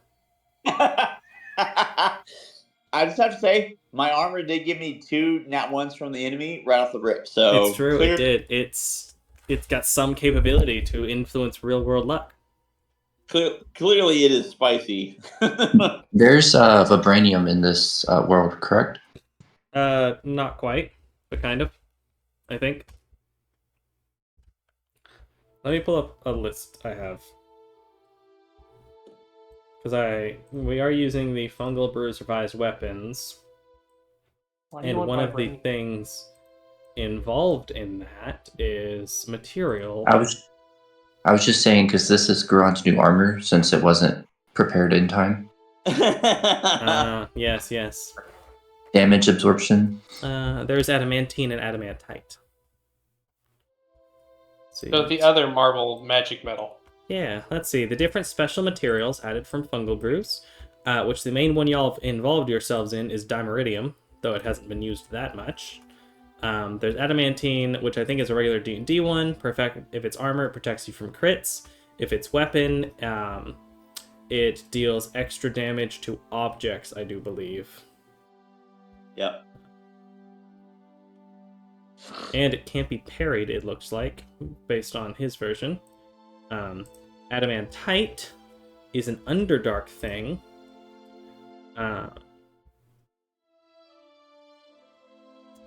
Which absorbs and continually applies poison until it would dry normally rather than being consumed upon the first hit. So it's a Drow Underdark sort of one, because it also disintegrates in sunlight. Bone gets a thing, particularly with necromancy related stuff. Bronze is useful. They cost a bit more, but they are but they are better for magic. They are They really are do. Dimeridium bypasses magical stuff, so it bypasses, for example, bonus from +1 magical armor or from the shield spell. It just entirely disregards it. And if you're wearing armor with it, you cannot cast spells of your own, but you have advantage on saving throws against spells. Flame-touched iron is a neat little thing, which is kind of an anti-monster thing. So, for example, though it didn't really come up, the leader of the Crimson Spear, the tiefling with the pike, hers is a flame-touched iron pike, which counts as magic for the purpose of overcoming resistance and immunity to non-magical damage when attacking undead or evil creatures. So she can use it to fight Grimwell, because they're evil. So it disregards their resistance. Ironwood So, is basically a druid answer to metal. Yes? so apparently, the reason why Echo was yelling at me towards the end of that last fight, was not because she's needy and wanted cuddles, but was because my math was wrong and I forgot to refill her automatic feeder, so she got a late dinner. Uh,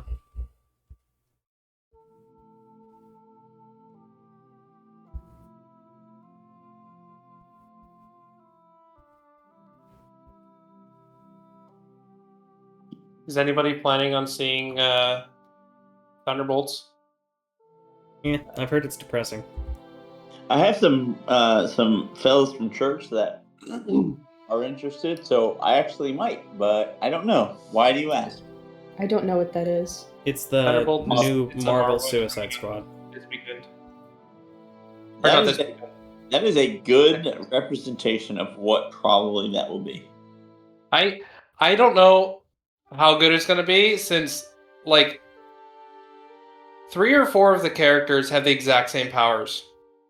Being soldier. One of them is a Russian Captain America clone. One is a Cold War Hydra Captain America clone. The other is a U.S. Army Captain America clone.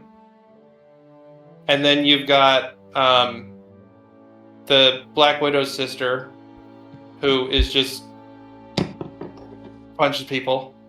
Yep, spy powers. And they pretty much all use guns. So there's really no variation in powers. So unless their personalities really shine through, I don't know how the fights are going to be at all interesting.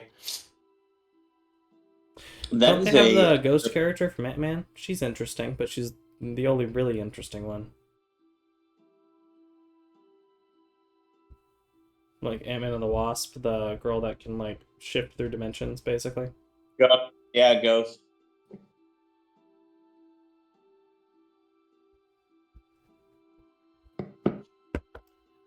Obsidian, silver, stone, true ice, and wood. True ice is ice that doesn't melt. Oh, apparently armor with true ice grants resistance to fire damage.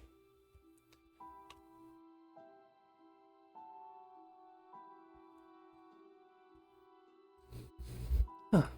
I'm gonna use the restroom real quick. I should have gone ahead and do that. I'm back.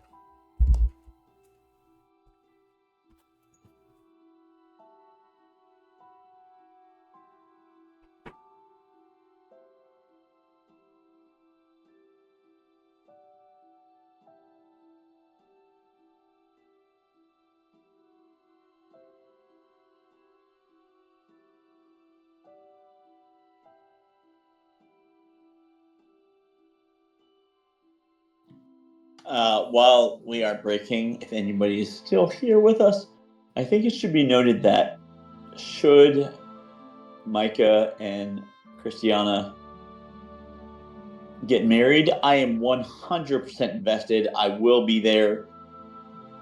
Be prepared to meet your weirdo friend.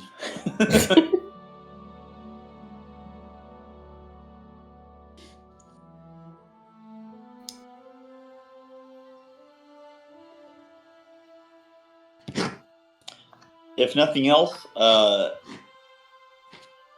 Maury, you will get at least a bag of dice, if nothing else. Oh, nice. I've never gotten dice before. Well, allow me to change that, my friend.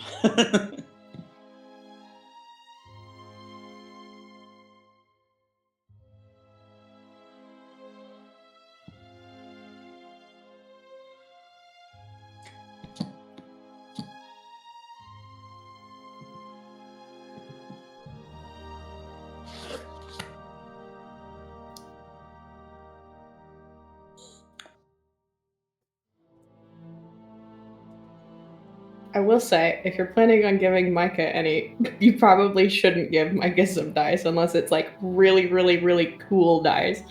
Because for like a year or two, that was like the only thing that he ever got for birthday presents or Christmas. All right, This well, is true. I'm gonna- And I bought a the bag of devouring dice bag that has a whole bunch of dice in it, so I've got a lot.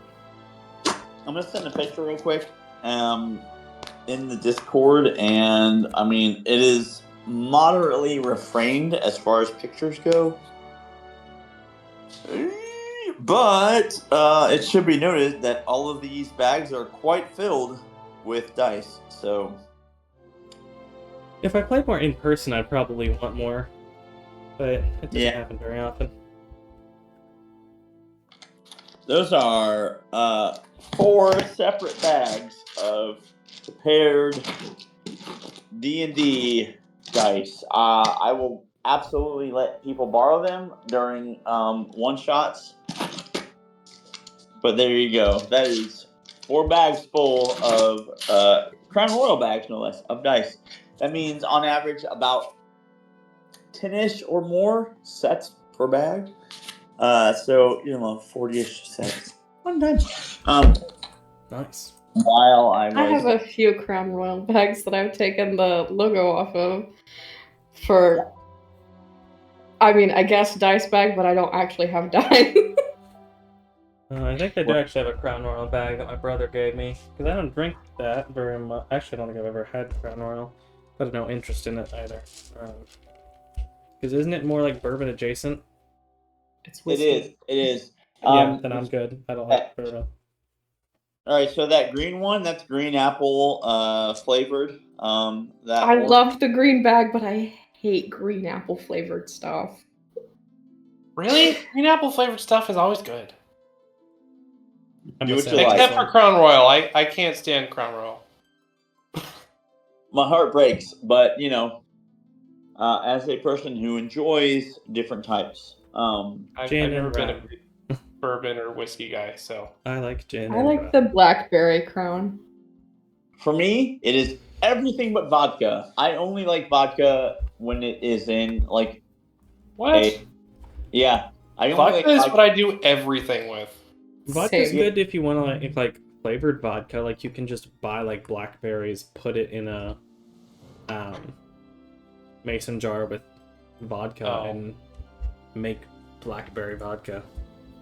I like to just get the Walmart stocks peppermint vodka. Peppermint, I think it's just, I can't remember the brand. But they stock peppermint vodka during the holidays, and I just stock up on that and then just do it in hot cocoa. I was with you until you said peppermint vodka. It's awesome. You flavor the hot cocoa. It's great. Oh no. It's Like just Irish instead cream of for my putting a hot peppermint cocoa. stick in, you just put vodka in it. If I'm And now you putting have something in alcoholic hot peppermint chocolate, hot which cocoa. I don't really ever, it's gonna be Bailey's. Yeah. Okay, Bailey's and cocoa is very good too. I will give you that. So good. Yeah, So I love I have Bailey's. to think about white ladies love mayonnaise, vodka, and Nutella. That's the whole thing. Anyway. And confirm. This is You're accurate, right. yes. I'm just saying, like as a general rule, like there you go. But for me, I only like vodka in like the Long Island iced tea. Otherwise, tea, whatever. I Me, don't the understand main- why you wouldn't like vodka. It tastes like almost nothing by itself. Exactly, that's why it's good, because you can turn Yeah, any put juice in into an anything. alcoholic cocktail. Exactly. That is the difference between people who like vodka and people who don't. People who like vodka think that vodka doesn't taste like much. People who don't like vodka think that vodka has its own taste, and they're like, "No, I'm good." Well, yeah, if you put too much in, then if you have like a low quality vodka, it does have I'm gonna bite. I'm gonna interject here. Let's continue the alcohol conversation after game. Just because I want to, not because I don't care if it's in the stream. I don't care if it's in the stream, whatever, or the recording. That's fine. We're all over it. I just want to play D&D. Yeah, and I'm gonna find out. Was there any treasure from this beholder? Because good grief, man, that's sad. If not, that was you said XP or treasure. treasure. I assume XP because If there was treasure, John destroyed it.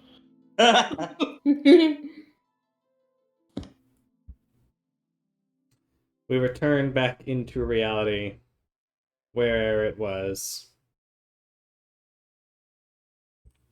Reality? I thought this was a game. Yeah, that's what I was thinking. Into the game. Reality. You know what I mean. And In the game. reality. So Into the game's reality.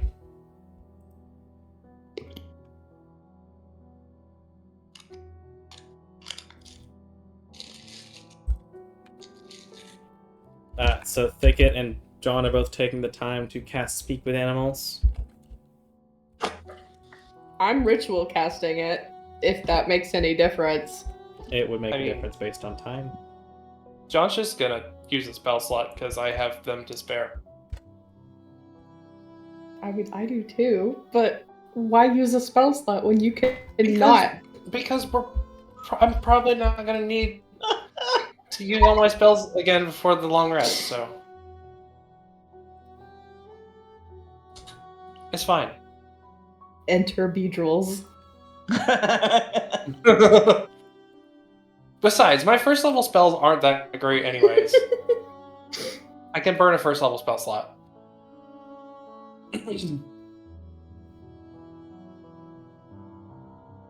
Well, then John beats me to it. Hi, horse. 1/2 second. What's your name? As John channels his inner Thicket. Hi, I'm Thicket, and I like warm hugs.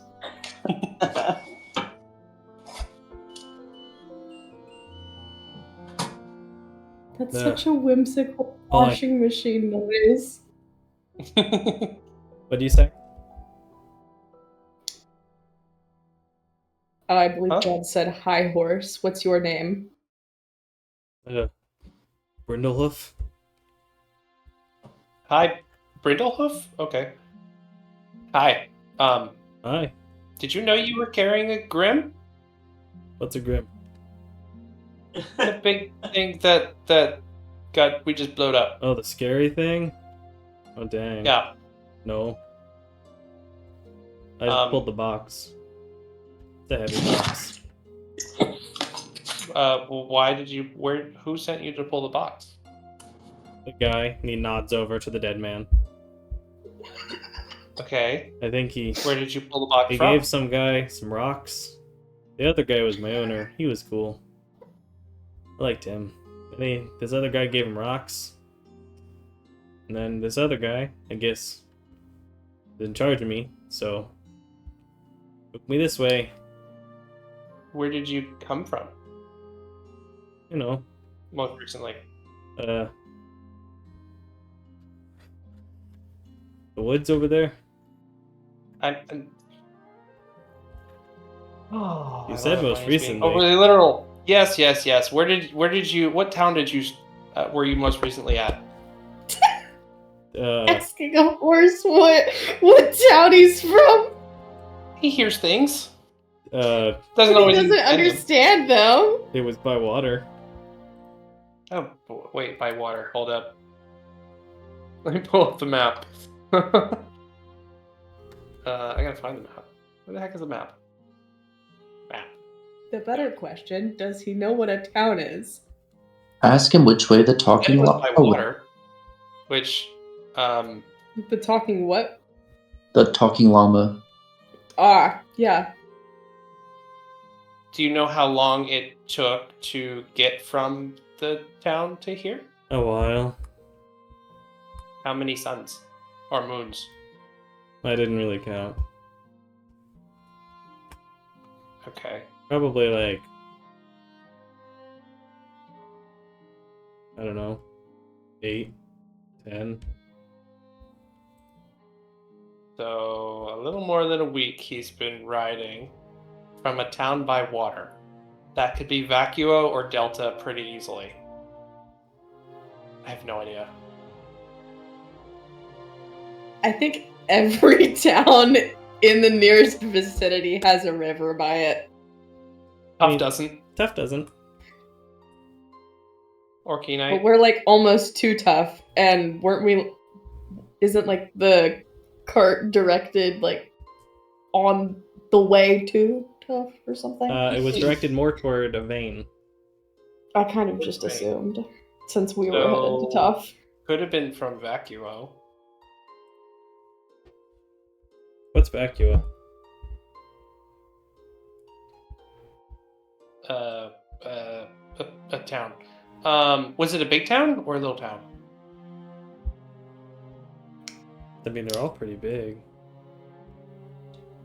Seem big. So possibly Vacuo. Okay. Do you know if your master? I don't know. I don't know how to ask intelligent questions to a horse. Hey, makes me feel bad. Which way is Vane? I mean, Vane is rather does Thicket northeast of know us. which way Vane is? Thicket would know Vane is I would assume yes. the northeast. Or rather, it's northeast-east. Ask the horse if they were going that way, and he points to Vane.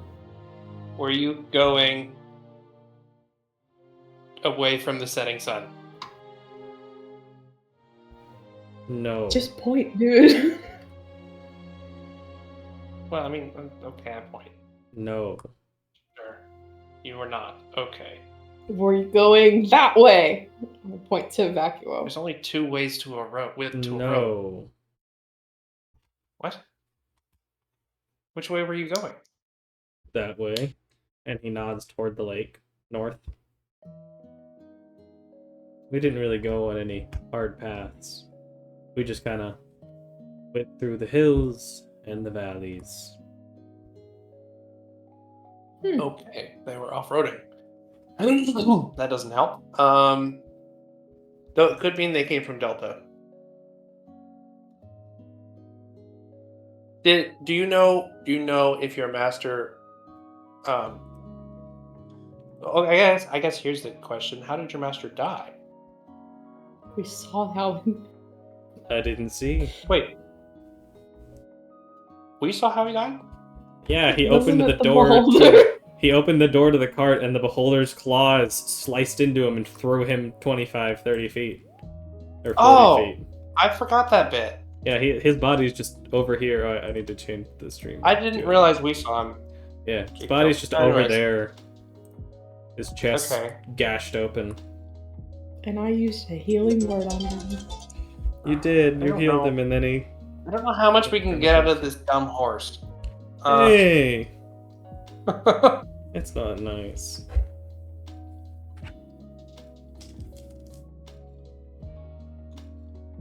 So north, but not to Vacuo. I don't know. Whoever Well- sent this cart, I don't think we were its target. I guess we don't need to warn Sasha about incoming Grim shipments because they weren't headed to Vane. Yeah.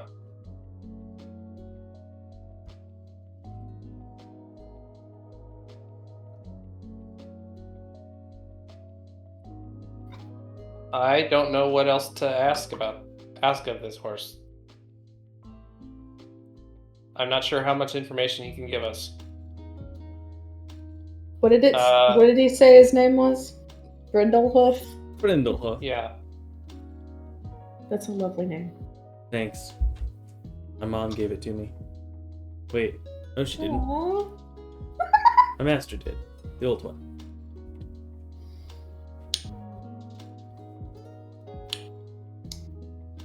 I mean, guessing I was young, I thought he was my mom. Then I got older and realized we were the same type of creature. Oh. Okay, well. Would you mind helping us go to Tough? This other city? Sure. How's it gonna help us? Not that Cart. we have a cart. Do we have a cart? Yes, we do. Oh. We've been bonita-ing. Oh, Bonita. Duh. That's fair. I forgot you were Bonita the whole time. Well, not anymore. Thanks. Not right now. Thanks. It's nice when you compliment instead of call me dumb. You're a very good horse. Yeah, at this point, I guess Thicket would have finished casting. Thanks, cat. You're welcome. Is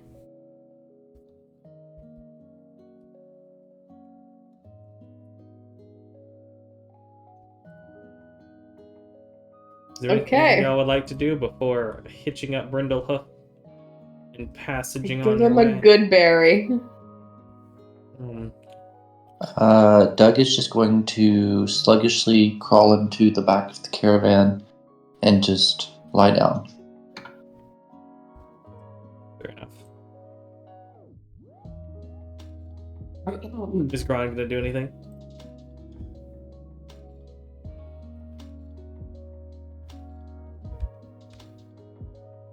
Guess not.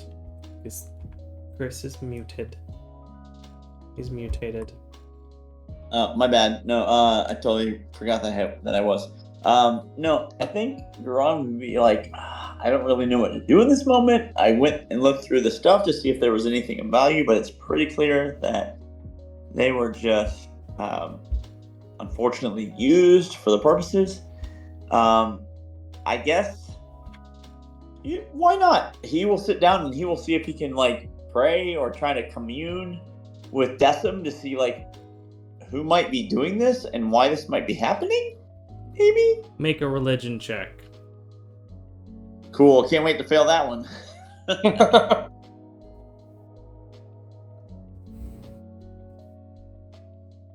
Remind me who the Grim God is. Woo, let's go. The Grim God is Aeon. Thank you. The god of I chaos can always and remember destruction. Aether, Erebus, and Sylvanas, but I can't ever remember. I literally just forgot. With that religion, Aeon. your attention is brought back over to the dead guy.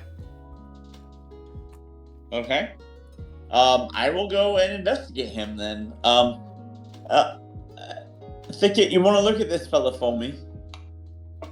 Sure. 22 investigation on myself. I look at the dude. The dude, searching him over, you find that he has maybe Ooh, can I 3 do a days more medicine of check? food. Maybe. If he rationed it out well. So it doesn't look like he was prepared to continue on for much longer, if at all. Which, given the context around, you can understand why. Him having opened and seemingly set this trap for you that killed him, you see on his chest is a red tattoo of a spiral coming outward from the center, I guess inward, however you would choose to follow it. Which with your previous religion check, Garon, you would know is the symbol of the followers of Aeon, or the symbol of Aeon.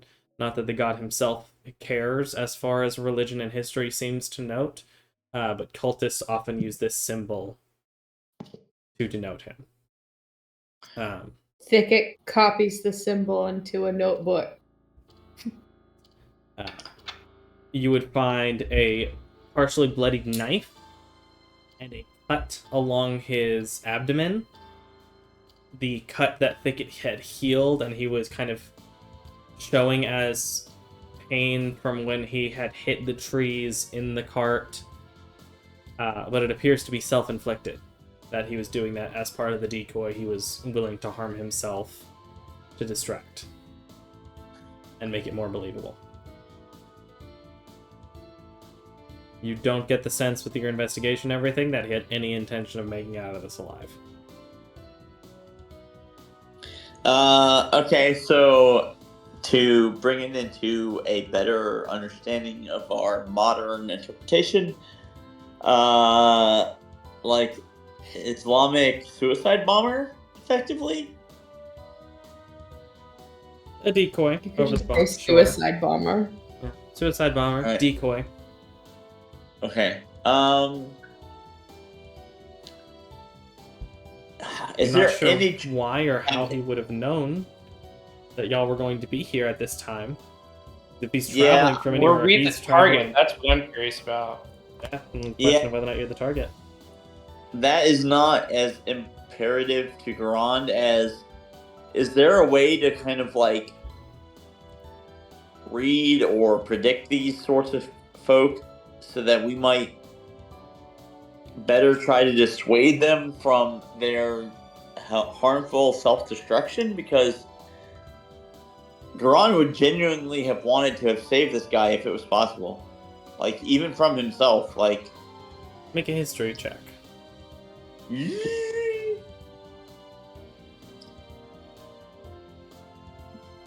Do these symbols look very similar to what's on the Grim? Vaguely. I mean, they're red, but the grim markings are more chaotic. With that history, you would know people join cults for all sorts of reasons. Someone's sufficiently brought into one, brainwashed, pious, whatever you want to call it. It's hard to persuade them out of it without causing a mental breakdown because they become often so dependent on it that it'd be difficult and take time, but it would not be an easy thing to do for sure. But it's also, depending on how functioning they are, it can be hard to tell when someone's part of something like this. All right, well, when Grun starts to piece that together, he just kind of like sits down next to the fallen man and just begins to kind of like weep over him and pray to anyone who might be listening to be generous enough to forgive him for whatever hurts he was going through that made him think that this was the right way to go. Also to thank Decim and anyone else who might be listening for the gifts and abilities and talents that he and his friends have been given that prevent these sorts of things from getting further from their own scope, because saving the day sometimes is just intercepting the right enemy at the right time. Take the time to pray. Likely make you feel better, but that's more of a character decision. There's no Yeah, I mean, celestial- unless weird thing where like the deities are like actively involved and there's like some sort of like, I don't know, percentile chance, it would be more about just like Garon just laments that so many people have been misled by this idea of destruction and or chaos. Like, it's very antithetical to Garon, because Garon grew up effectively being destroyed in character for being who he was through no fault of his own, and he is saddened by the fact that some people think that that is the way to go, and so he wants to restore people if possible, but he understands that may not be the case. But yeah.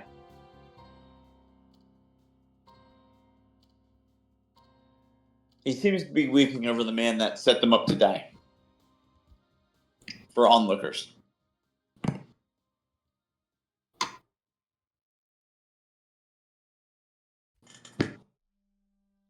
Has anybody like dug through his pockets or anything? Yeah, with that investigation, you would have looked through, and you didn't find really anything more than the knife and what was left of a few days of food. Some simple rations. You're not sure how long he was going to wait here for his target. If he even had one. Or if it was just to the next passerby.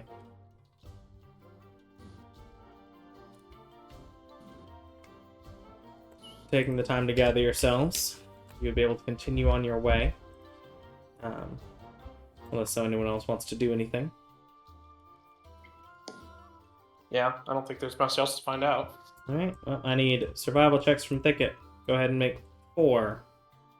With advantage. What? With advantage. We're gonna roll weather. 1.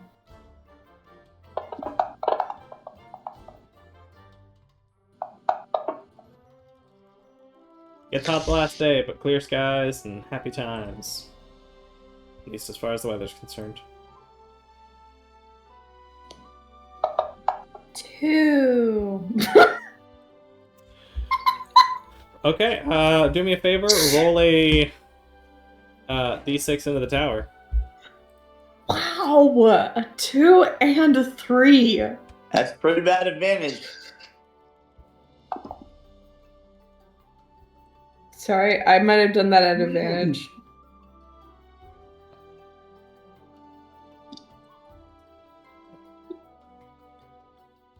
Fortunately for you, go ahead and make a perception check. Hero point! There you go.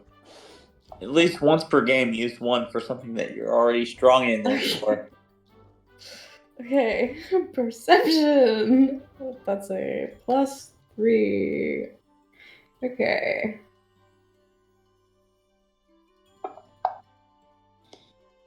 Okay, so I will unhide you again. You would, having lost the trail for a bit on the 23rd, or rather on the 24th into the 25th, you found your way into the woods, found your way what you believed the right direction, and found the trail again, back where you'd been hours before. It's a shortcut, I promise. Go ahead and make 4 or 5. 4? Yeah, 4 or 5. What? 4 more checks. Or I guess that was the 2. So I thought you said there was 4 total. I mean, if we want to make one every other day, technically it's supposed to be like 1 per hex. I'm confused. What am I doing? Just make 4 survival checks. Okay. The third, oh, it does rain the next day. Clear skies, high winds, light clouds. It is raining. Assuming all of these roll moderately well as you get into town.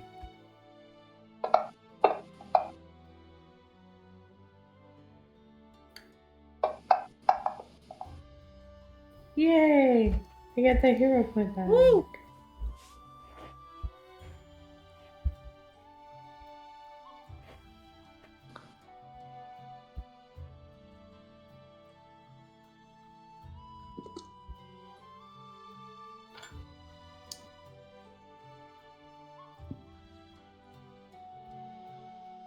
Yay.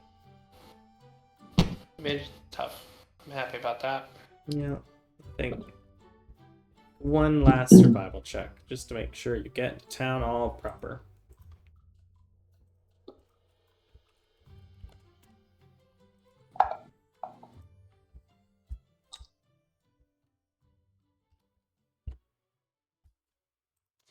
With that, you find your way, as it is raining on this last day, you get closer and closer to the tower, to the Conjurer's Mountain. As you approach, as you come up to the town, you would find fields as you get close. Outside of the town's exact limits, you would find fields, some more poorly kept than others, the occasional building, some broken down seemingly from grim attacks, others that have managed well. You don't see anyone manning them at the moment. At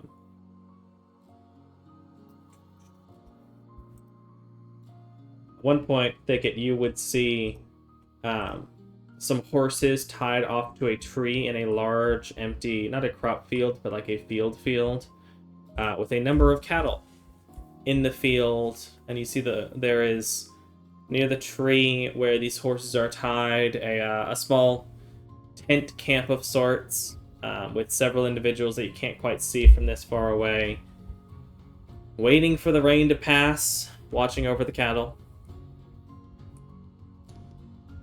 As you approach and get closer, you find the larger outer wall, the series of various fences and really more wooden walls that have been fairly well repaired. You see hot marks of damage that have been clipped back, done back over some years old. Many years old, in fact. Some even stone bits that have been cracked or broken and wood used to repair where they were. As you approach the gate, the gate is currently closed as you would arrive, we'll say 5 p.m. or so. The sun's still up, but getting toward its end, especially with the mount that it's steadily moving behind. As you approach the gate, you would see some townsfolk or guards standing atop the gate.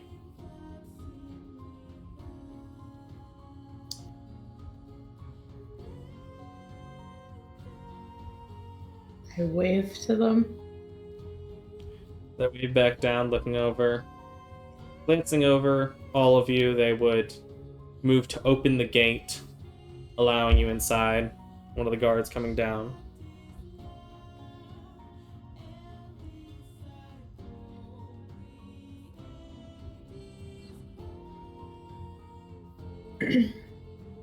Guess we should wait for the guard.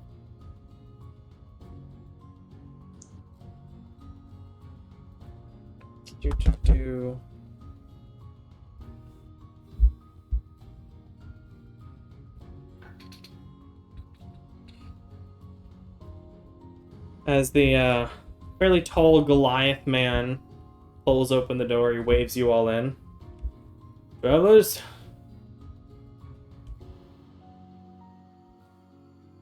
Did he say that like a question? It's hard to tell.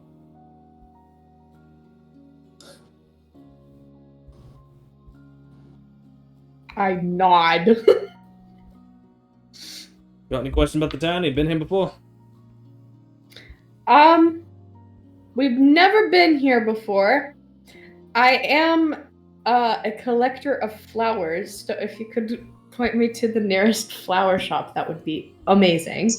Are we on I the feel like outside you now? should know, though. We encountered a cult member on the way here that had a really scary grim with him.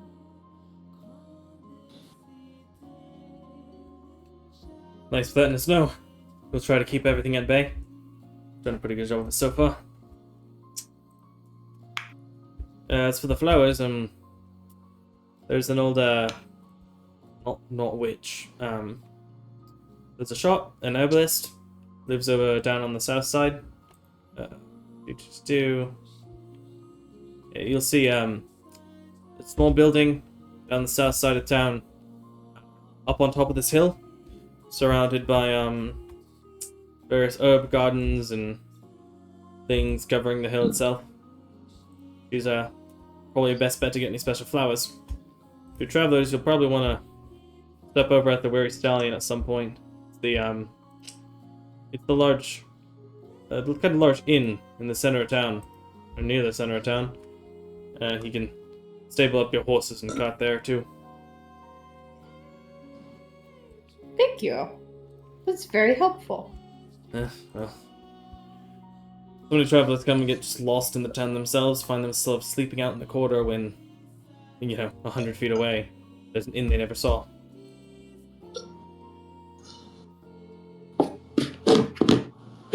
Right. Well, nice meeting you. You too.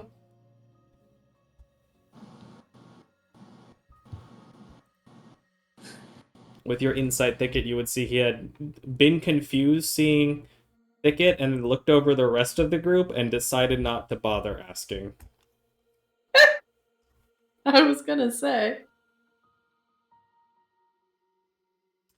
Going into the town, you see bits of broken not really broken remains, but all the buildings look like they've been repaired quite a bit. Some have burn marks on them, others just poor caretaking. There is a relatively solid ditch that the water is flowing through, going through town, going out of the town itself, seemingly to avoid any flooding. You're not sure how often it rains here, how heavy the rain is, especially during given parts of the year. A large amount of the town that you can see, though, is made out of timber and stone in a relatively more medieval town style than most of the cities and towns you've been to thus far.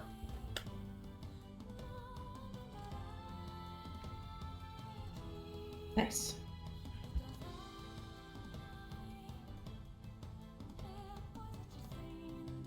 I guess we head towards the end. Thicket leads, Brindlehoof, I believe is the name. Is that right? I think it was Brindle. Brindlehoof. Brindlehoof. Brindlehoof. Leading toward, you said, toward the center of town? Towards the inn. Yeah, toward the inn at the center of town, you moving through. The town is fairly flat, but it does lead up toward the edge of this mountain. As you do see what looks like the entrance to some amount of buildings or interior, some sort of stronghold built into the mountain itself. But a lot of the town is more flanked down in this small valley between the mountain and then hills on the opposite end, eastward. As the town kind of streaks through that valley and fills it. Moving toward the center of town, various roads moving around, but one main road that does seem to move from north to south. You assume there's probably another gate at the south end. You would eventually find this large timber and stone structure, which does, as he'd mentioned, have a large stable built onto the right side of it from the front.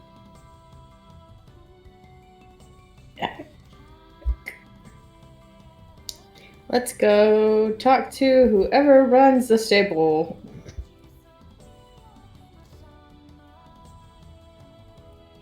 Stepping over to the name, or to the name.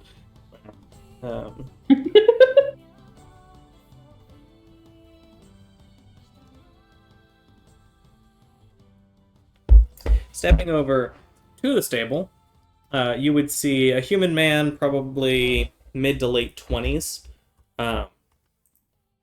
quieting down the animals as it is still raining, which, because your cart has no cover, you were all fairly wet.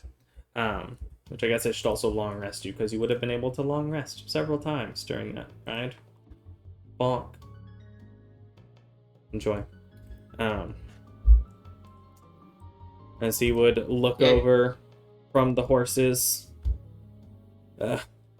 Hey. Need to settle in? Yes, please, if you wouldn't mind. Alright, are you at a... What's the word? How many days are you staying?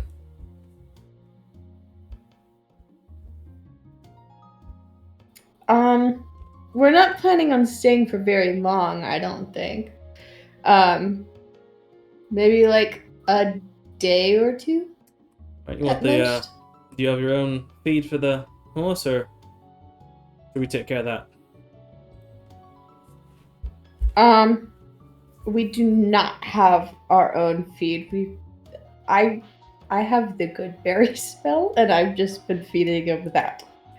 Well, if you want us to look after him, it'll be roughly 2 silver a day to keep him taken care of.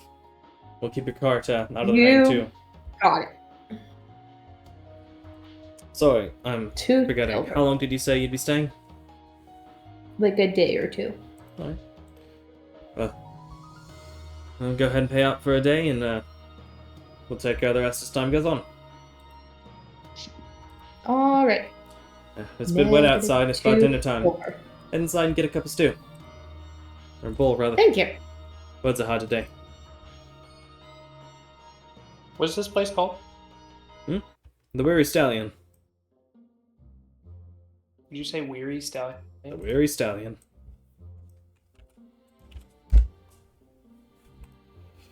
How busy does this place look? There's a number of horses here. You're not sure how many of them are overnight or stopped here for the evening from people that live nearby. Hard to tell. But you haven't gone inside yet. Oh. I guess we'll go inside. Stepping in on this Sunday evening, the rainy Sunday evening, there is the sounds of talking, a little bit of a tune being played. It looks like there is already a performer at this particular location who is playing what amounts to a banjo. And you see a wide number of people at various stations, not stations, but tables throughout the inn, keeping it relatively busy, looking into this fairly large, what's the word? Main gathering space, this interior, this dining hall of sorts. You see what looks like more of the cowboy riders like you'd seen taking care of the cows in the exterior, various townsfolk, several servers moving around, taking care of things, standing over by the bar, organizing the workers. You see a woman who has a few things that you haven't seen in some time, as there is a relatively rare species that you traveled with for a bit, as you see this older woman with these small horns coming out of the top of her head, not curving back, but just some small, a bit more than nubs. This long, kind of wild brown hair, very curly, and her goat legs beneath her as you see a satyr woman. Looking around the building, you would see the walls are, some of them are painted in various ways, some different murals or designs, depicting, some look like they're depicting some amount of warfare, horses, riders, and quite a few of them feature orcs, painted as either the more villainous type or running from these ironclad soldiers. On one main wall, you see a painting, albeit a bit aggrandized, though how aggrandized you can get when it's this person, you're not sure, but of Estrella riding a dark brown horse into battle. You see on the opposite wall from her is a number of horseshoes are hung onto the wall. A large number of horseshoes.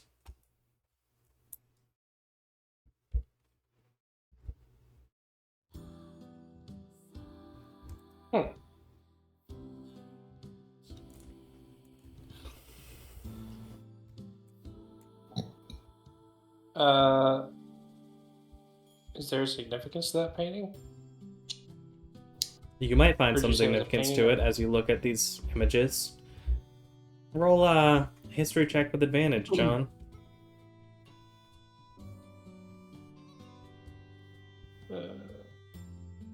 Long. Doug Double has nat learned his 20. lesson. Well, fortunately, it makes sense. Go ahead and take a hero point, but you're rather certain you recognize a number of these different battles and images shown, considering you served in that war. Oh. And that there were a number of times when Estrella rode out into battle against the orcs that once ruled over tough.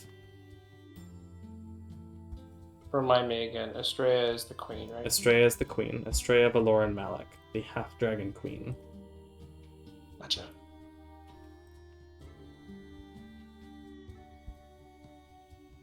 Still been a number of years, what but it looks like this town remembers well. What was the outcomes of these battles? Does John remember? It depends on the battle. Some won, some lost, but overall the war was won by Estrella and her armies, defeating the orcs and freeing Tough from the very warfare-centric rule that they had, as the Orc Lord had for it. you haven't heard much about the ending of the war and like who took after the or like who became the Lord of Tough after the orc. You saw him during the Lord's meeting, but whether or not you can remember him is up to you. Yeah, I mean, these particular battles seem to be in favor of the ones that were more notable that Estrella and the Army of Vacuo won.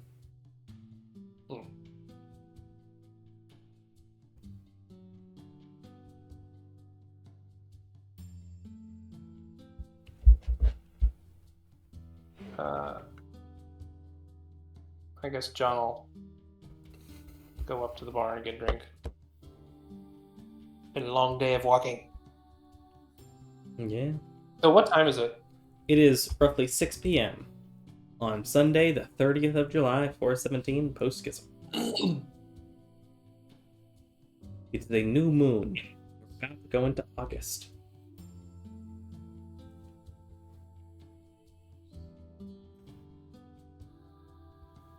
What's the rest of the party doing as you enter into this busy inn and tavern?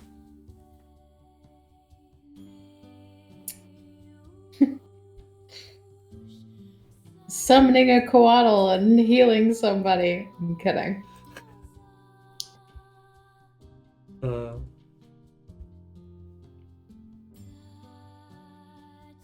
Yeah, let's not have a mob chase us out of town again, alright?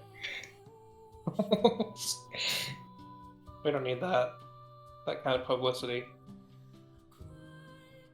It's kind of scary how quickly that you can develop a cult following in this world. Hey, if you have actual magic, I mean, it kind of makes sense. Than it used to be. Especially outside of the major cities, magic's rarer than it used to be.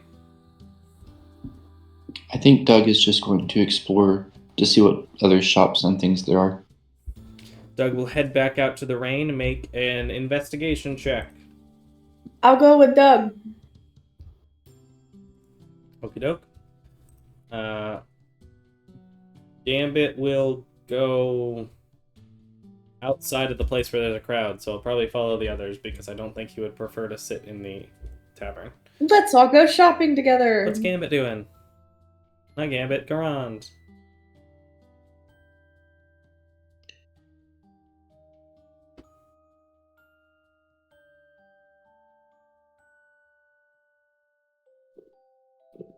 Garand has died.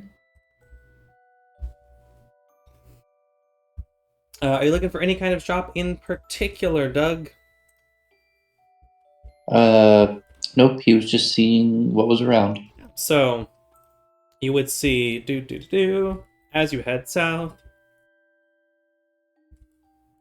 you would see two main things. One, you do see the hill with a small shop atop it, risen above that part of the town a little bit toward the south, near the edge of the town. A small shop, a large tree kind of leaning over the building itself and covering a bit with the leaves further than just the roof. You also would see a large stone forge that is currently going. And as you approach, there is a warmth coming from it and from the from the building itself, but also from the chimney that brings out whatever smoke is currently coming through the fire. You hear the sound of humming and a singing that you can't quite make out, but a deep voice singing within the forge.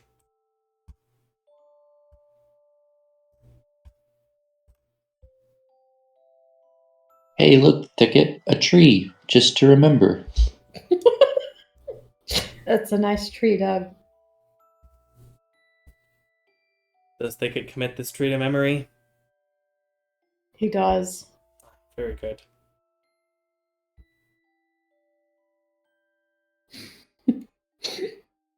And then Doug is just going to I guess go back around into the inn. Or the weary, The Weary Stallion. what was it? Weary Stallion. Yes, you'd be able to return, joining John for dinner, or whatever drinks you choose to have, as the people would stay. It would stay kind of busy for a bit. Is Thicket going back as well? Sorry, what? Is Thicket going back to the inn as well with Doug? Sure. All right. Wait, how close are we to the flower shop? And what time is From it where you again? were 6 when you p.m.? seen the forge, yeah, it's like 6:30, and the flower shop that you were pointed to is the herbalist on top of that hill that you see. Which is how far away? From where you are now, couple thousand feet maybe. Not far. You could walk back to the inn, come back tomorrow or anything if you wanted to, but you are not far from it at the moment. Having walked around, found the smithy, seen a few other shops. I'll check and see if they're open. You walk up, the smell of lavender mixing in with the rain as you approach the large herbal garden, kind of tiered around the building. You get up to the front, and there is a closed door. There doesn't appear to be any kind of sign detailing times or anything. I try the door. Door opens smoothly. Actually, it does not open smoothly. It kind of gets stuck partway through, but you push it a little bit, and it opens the rest of the way. And you see the fairly full, kind of busily decorated and set up building with various herbs, and you see even magical reagents and supplies on the different shelves. Hunched over a small pot, you would see a elven woman, looks like a half-elf, with fairly light skin and dark hair, kind of curly, a little bit messy it looks like for her hair and clothing, but well dressed, but simply dressed. She is involved in whatever's in the pot.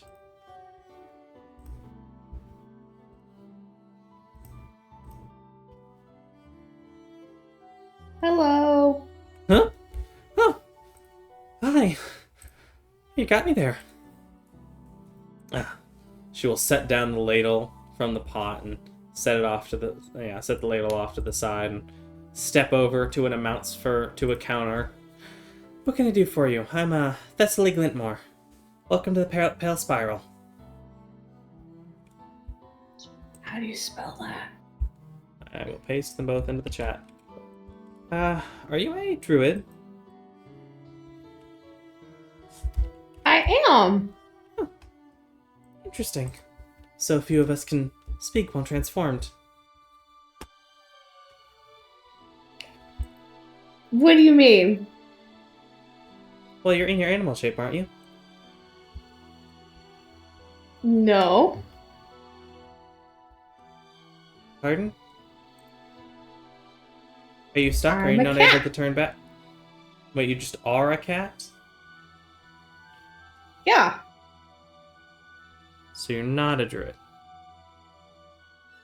No, I'm a druid, Can you turn into other animals? but I'm also a cat. Yeah. Oh. That's strange. Do you want to see a different cat?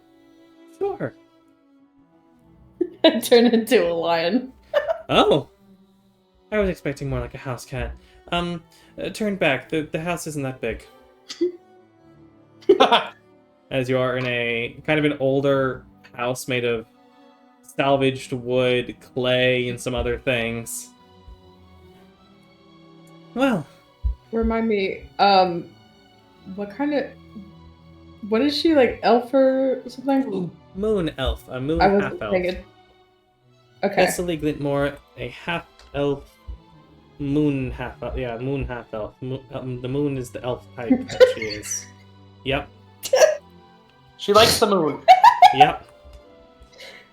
The moon is relevant somehow. We have that in The common. moon is relevant somehow. She's got light skin and dark hair, as moon elves sometimes do. Well, how can you talk? How did you come to be like this as a cat? How did you become a half elf? You know, that's a fair point. I was born this way. I assume you were born like a cat. I just kind of woke up like this.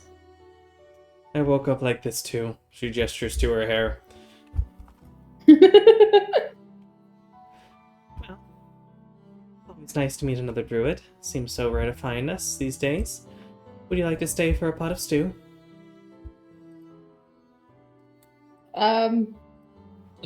Does she seem suspicious? Make a vibe check.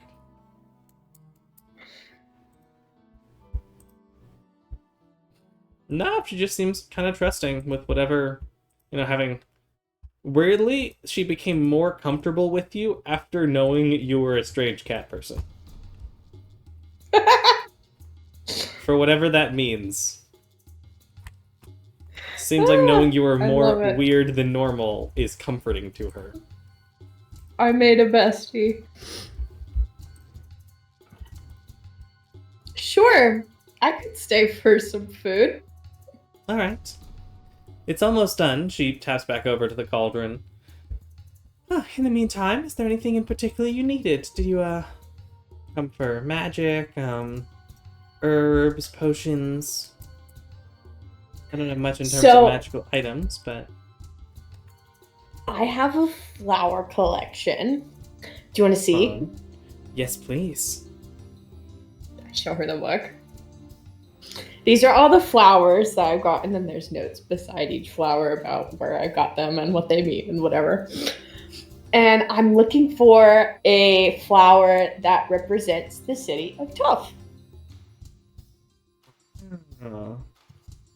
Well, you already have lavender from a different location, and while I personally quite like lavender, she points at some of it hanging up, and part of the reason why it smells in such a way.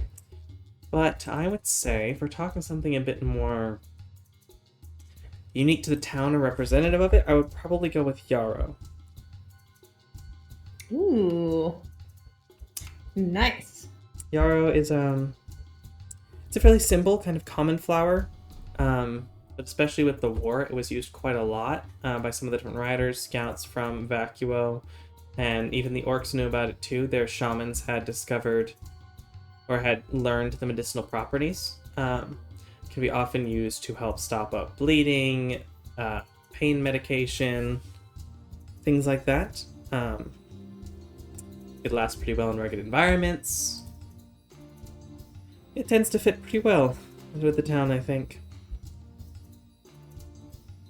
Here, I've got some growing outside, as she will walk outside with you with a small set of shears to cut some yarrow. Perfect. Always happy to provide to a collection. And if you need to buy any for medicinal purposes, I'd be happy to sell that to you as well. That's probably a good idea. Yeah, I find it's a fairly effective ingredient when making potions of healing. Oh, you make potions of healing? I do. Do you have any? Yes. For sale? I have 10 that I have prepared at the moment. Buy all of them. How much are they? 50 gold apiece. That is 500 gold pieces. Chump change. That's half my gold pieces. I have 184 I also have 2 greater healing potions. platinum. I can reimburse you.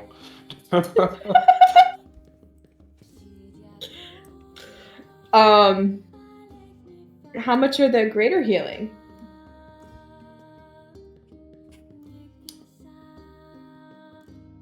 $100, I believe. Yes. 100 gold pieces. Yep. for 44 plus 4 hit points. So that is 700 gold pieces. Well, if you're trying to buy all of them. I'm How just much thinking cash do you out have on loud you? about. What? How much cash does Thicket have on it? 1,071 gold pieces, and then 652 silver, and a crap ton of copper. How are you not overweight with carrying that much gold? Portable hole, baby. Oh, yeah. Duh. Portable hole. Does wonders. I guess John wouldn't know about any of this, Well, but if you need some time to Above think and about it, if you Buy it need some all. time to think about it, what else you might need, here I can gather you a list of some other things you might find interesting that I have in stock. Are you part of a group that travels? I am. That a list would definitely be very helpful. They would definitely want to know about all of this. I will gather that up as we have our dinner, and you can decide what you actually want to get tomorrow. All right. Do.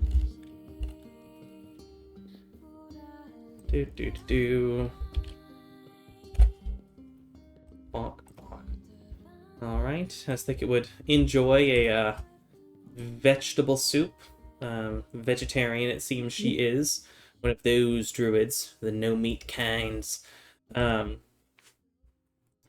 would enjoy some simple conversation as she would talk about the various plants, ask about the different flowers and where you got them from, before you'd eventually be able to rejoin the group. Should I assume y'all are spending the night in the inn? Yep. We can either come back to the next morning or to the night. What would y'all prefer?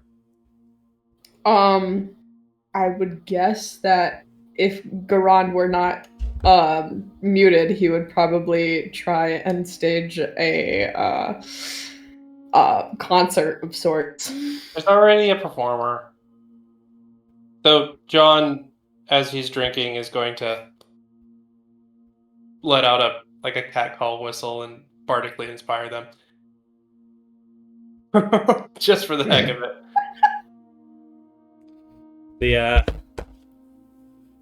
The very hick gentleman would definitely appreciate it, tipping his cap and continuing to play even better than he had before.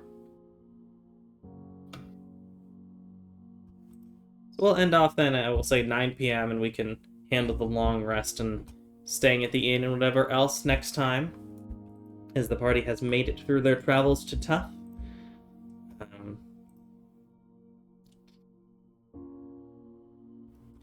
Well, it just feels like a good spot to end it, as everyone enjoys the relaxed evening at the inn, the singing, the dancing. The town is fairly active in terms of the people coming and joining together here. And that is where we're going to officially end the session. There's your XP, 2k apiece.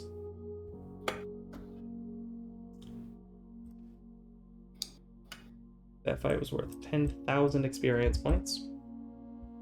Still a ways away from a level up, and I just planned it out. Ah, So I was Money, thinking about it. please. yes. Money. Oh yeah, we need our session copper.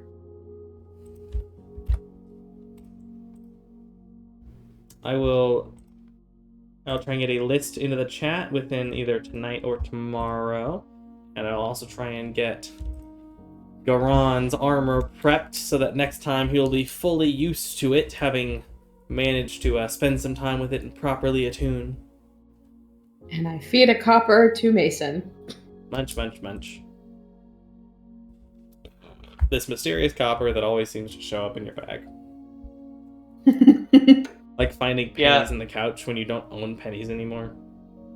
They just show up, man. But Yeah, Maury, we don't have to worry about cash for a lot of things anymore. Grond and I are rolling. Well, in I do because I'm buying magic stuff. it. I'm the one buying diamonds. I want to be buying health potions. but I wasn't with you.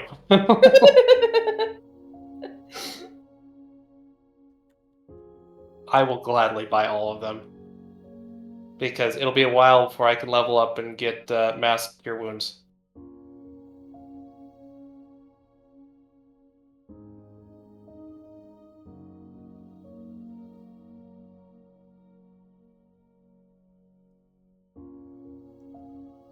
All right. That was a well, fun thank you match. for coming and hanging out, YouTube. We appreciate you. Have a lovely night, and we'll see you next week. Bye.